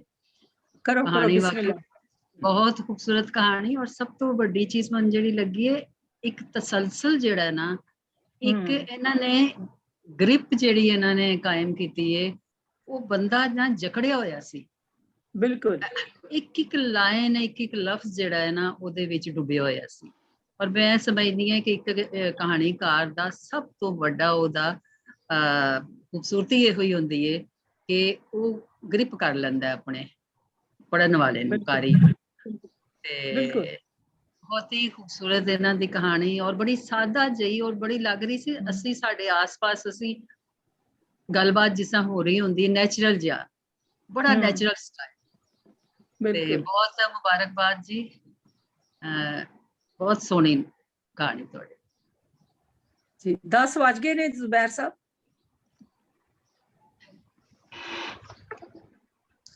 ਅਗਰ ਸਭ ਦੀ ਗੱਲਬਾਤ ਮੇਰੇ- ਖਤਮ ਹੋ ਗਈ ਹੋਵੇ ਤੇ ਮੈਂ 2 ਸ਼ਬਦ ਜ਼ਰੂਰ ਕਹਿਣਾ ਚਾਹਾਂਗੀ ਜੀ ਬਿਸਮਿਲ੍ਲਾ। ਜੀ। ਤੁਹਾਡੇ ਸਭ ਦਾ ਬਹੁਤ ਬਹੁਤ ਸ਼ੁਕਰੀਆ, ਬਹੁਤ ਬਹੁਤ ਧੰਨਵਾਦ। ਤੇ ਤੁਸੀਂ ਕਹਾਣੀ ਨੂੰ ਇੰਨੇ ਮਤਲਬ ਸ਼ਿੱਦਤ ਨਾਲ ਸੁਣਿਆ ਔਰ ਇੱਕ ਇੱਕ ਸੈਂਟੈਂਸ ਨੂੰ ਸੁਣਿਆ, ਇੱਕ ਇੱਕ ਲਫ਼ਜ਼ ਨੂੰ ਸੁਣਿਆ ਤੇ ਉਹਨੂੰ ਉਹਦੀ ਪੁਣਛਾਣ ਜਿਹੜੀ ਕੀਤੀ ਹੈ ਉਹ ਮੈਨੂੰ ਬਹੁਤ ਅੱਛਾ ਲੱਗਾ। ਬਹੁਤ ਚੀਜ਼ਾਂ ਜਿਹੜੀਆਂ ਆ ਤੁਸੀਂ ਸਭ ਨੇ ਸਜੈਸਟ ਕੀਤੀਆਂ, ਜਿਹੜੀਆਂ ਮੈਨੂੰ ਦੱਸੀਆਂ ਕਿ ਆ ਚੀਜ਼ ਦੀ ਖਾਮੀ ਹੈ, ਇਹਨੂੰ ਅਗਰ ਠੀਕ ਕਰ ਲਿਆ ਜਾਵੇ ਤੇ ਹੋਰ ਵੀ ਬਿਹਤਰ ਹੋ ਸਕਦਾ ਆ। ਤੇ ਇਹ ਗੱਲ ਮੈਨੂੰ ਬਹੁਤ ਚੰਗੀ ਲੱਗੀ। ਤੁਸੀਂ ਕਹਾਣੀ ਨੂੰ ਬਹੁਤ ਹੀ ਉਹਦੀ ਨਿਰਖ ਪਰਖ ਕੀਤੀ, ਜਿਹੜੀ ਉਹ ਬਹੁਤ ਹੀ ਸਹੀ ਢੰਗ ਨਾਲ ਤੇ ਬਹੁਤ ਵਿਸਥਾਰ ਨਾਲ ਕੀਤੀ ਹੈ। ਤੇ ਮੈਂ ਕਹਾਣੀ ਵਿੱਚ ਜੋ ਕਹਿਣਾ ਚਾਹਿਆ ਉਹਨੂੰ ਠੀਕ ਉਸੇ ਤਰੀਕੇ ਨਾਲ ਹੀ ਸਮਝਿਆ ਗਿਆ। ਤੇ ਤੁਹਾਡੇ ਸਭ ਦਾ ਬਹੁਤ ਬਹੁਤ ਧੰਨਵਾਦ। ਤੇ ਮੈਂ ਉਮੀਦ ਕਰਦੀ ਹਾਂ ਕਿ ਆਉਣ ਵਾਲੇ ਸਮੇਂ 'ਚ ਵੀ ਮੈਨੂੰ ਜ਼ਰੂਰ ਮੌਕਾ ਦਿਓਗੇ ਕਿ ਮੈਂ ਆਪਣੀਆਂ ਹੋਰ ਕਹਾਣੀਆਂ ਵੀ ਤੁਹਾਡੇ ਨਾਲ ਸਾਂਝੀਆਂ ਕਰਾਂ ਤੇ ਤੁਹਾਡੇ ਨਾਲ ਇਸੇ ਤਰ੍ਹਾਂ ਹੀ ਰਾਬਤਾ ਬਣਿਆ ਰਹੇ। ਤ੍ਰਿਪਤਾ ਦਾ ਕੀ ਮਤਲਬ ਹੈ? ਤ੍ਰਿਪਤਾ ਦਾ ਕੀ ਮਤਲਬ? ਤ੍ਰਿਪਤਾ ਐਕਚੁਅਲੀ ਇਹਦਾ ਮਤਲਬ ਤ੍ਰਿਪਤ ਅਸੀਂ ਜਦੋਂ ਕਹਿੰਦੇ ਆ ਕਿ ਅਸੀਂ ਕੋਈ ਚੀਜ਼ ਜਾਂ ਕਰ ਲੈ ਕੇ ਅਸੀਂ ਤ੍ਰਿਪਤ ਹੋ ਗਏ ਆ। ਤ੍ਰਿਪਤ ਮਤਲਬ ਸੈਟਿਸਫੈਕਸ਼ਨ। ਸੈਟਿਸਫੈਕਸ਼ਨ ਪਿਆਰਾ। ਹਿੰਦੀ ਦਾ ਲਫ਼ਜ਼ ਹੈ ਵੈਸੇ ਤ੍ਰਿਪਤੀ।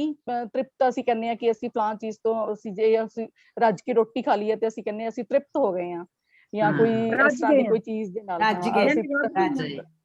ਹਾਂ ਉਹਦੇ ਨਾਲ ਸੰਤੋਸ਼ ਹੋ ਗਿਆ, ਸਬਰ ਹੋ ਗਿਆ, ਅਸੀਂ ਸੰਤੁਸ਼ਟ ਹੋ ਗਏ ਆ। ਮੁਤਮਈਨ ਹੋ ਗਏ, ਰੱਜ ਗਏ।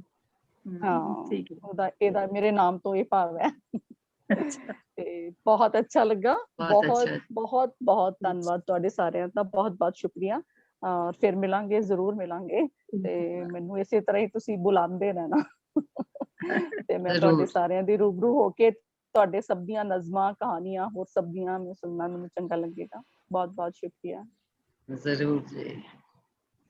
ਹਾਂਜੀ, ਇਕਬਾਲ ਕੈਸਰ ਕਿੱਥੋਂ ਤੱਕ ਪਹੁੰਚੇ ਨੇ ਜ਼ੁਬੈਰ ਜੀ? ਮੇਰੇ ਖਿਆਲ ਹੈ ਉਹਨਾਂ ਨੂੰ ਕਰੋ ਔਨ।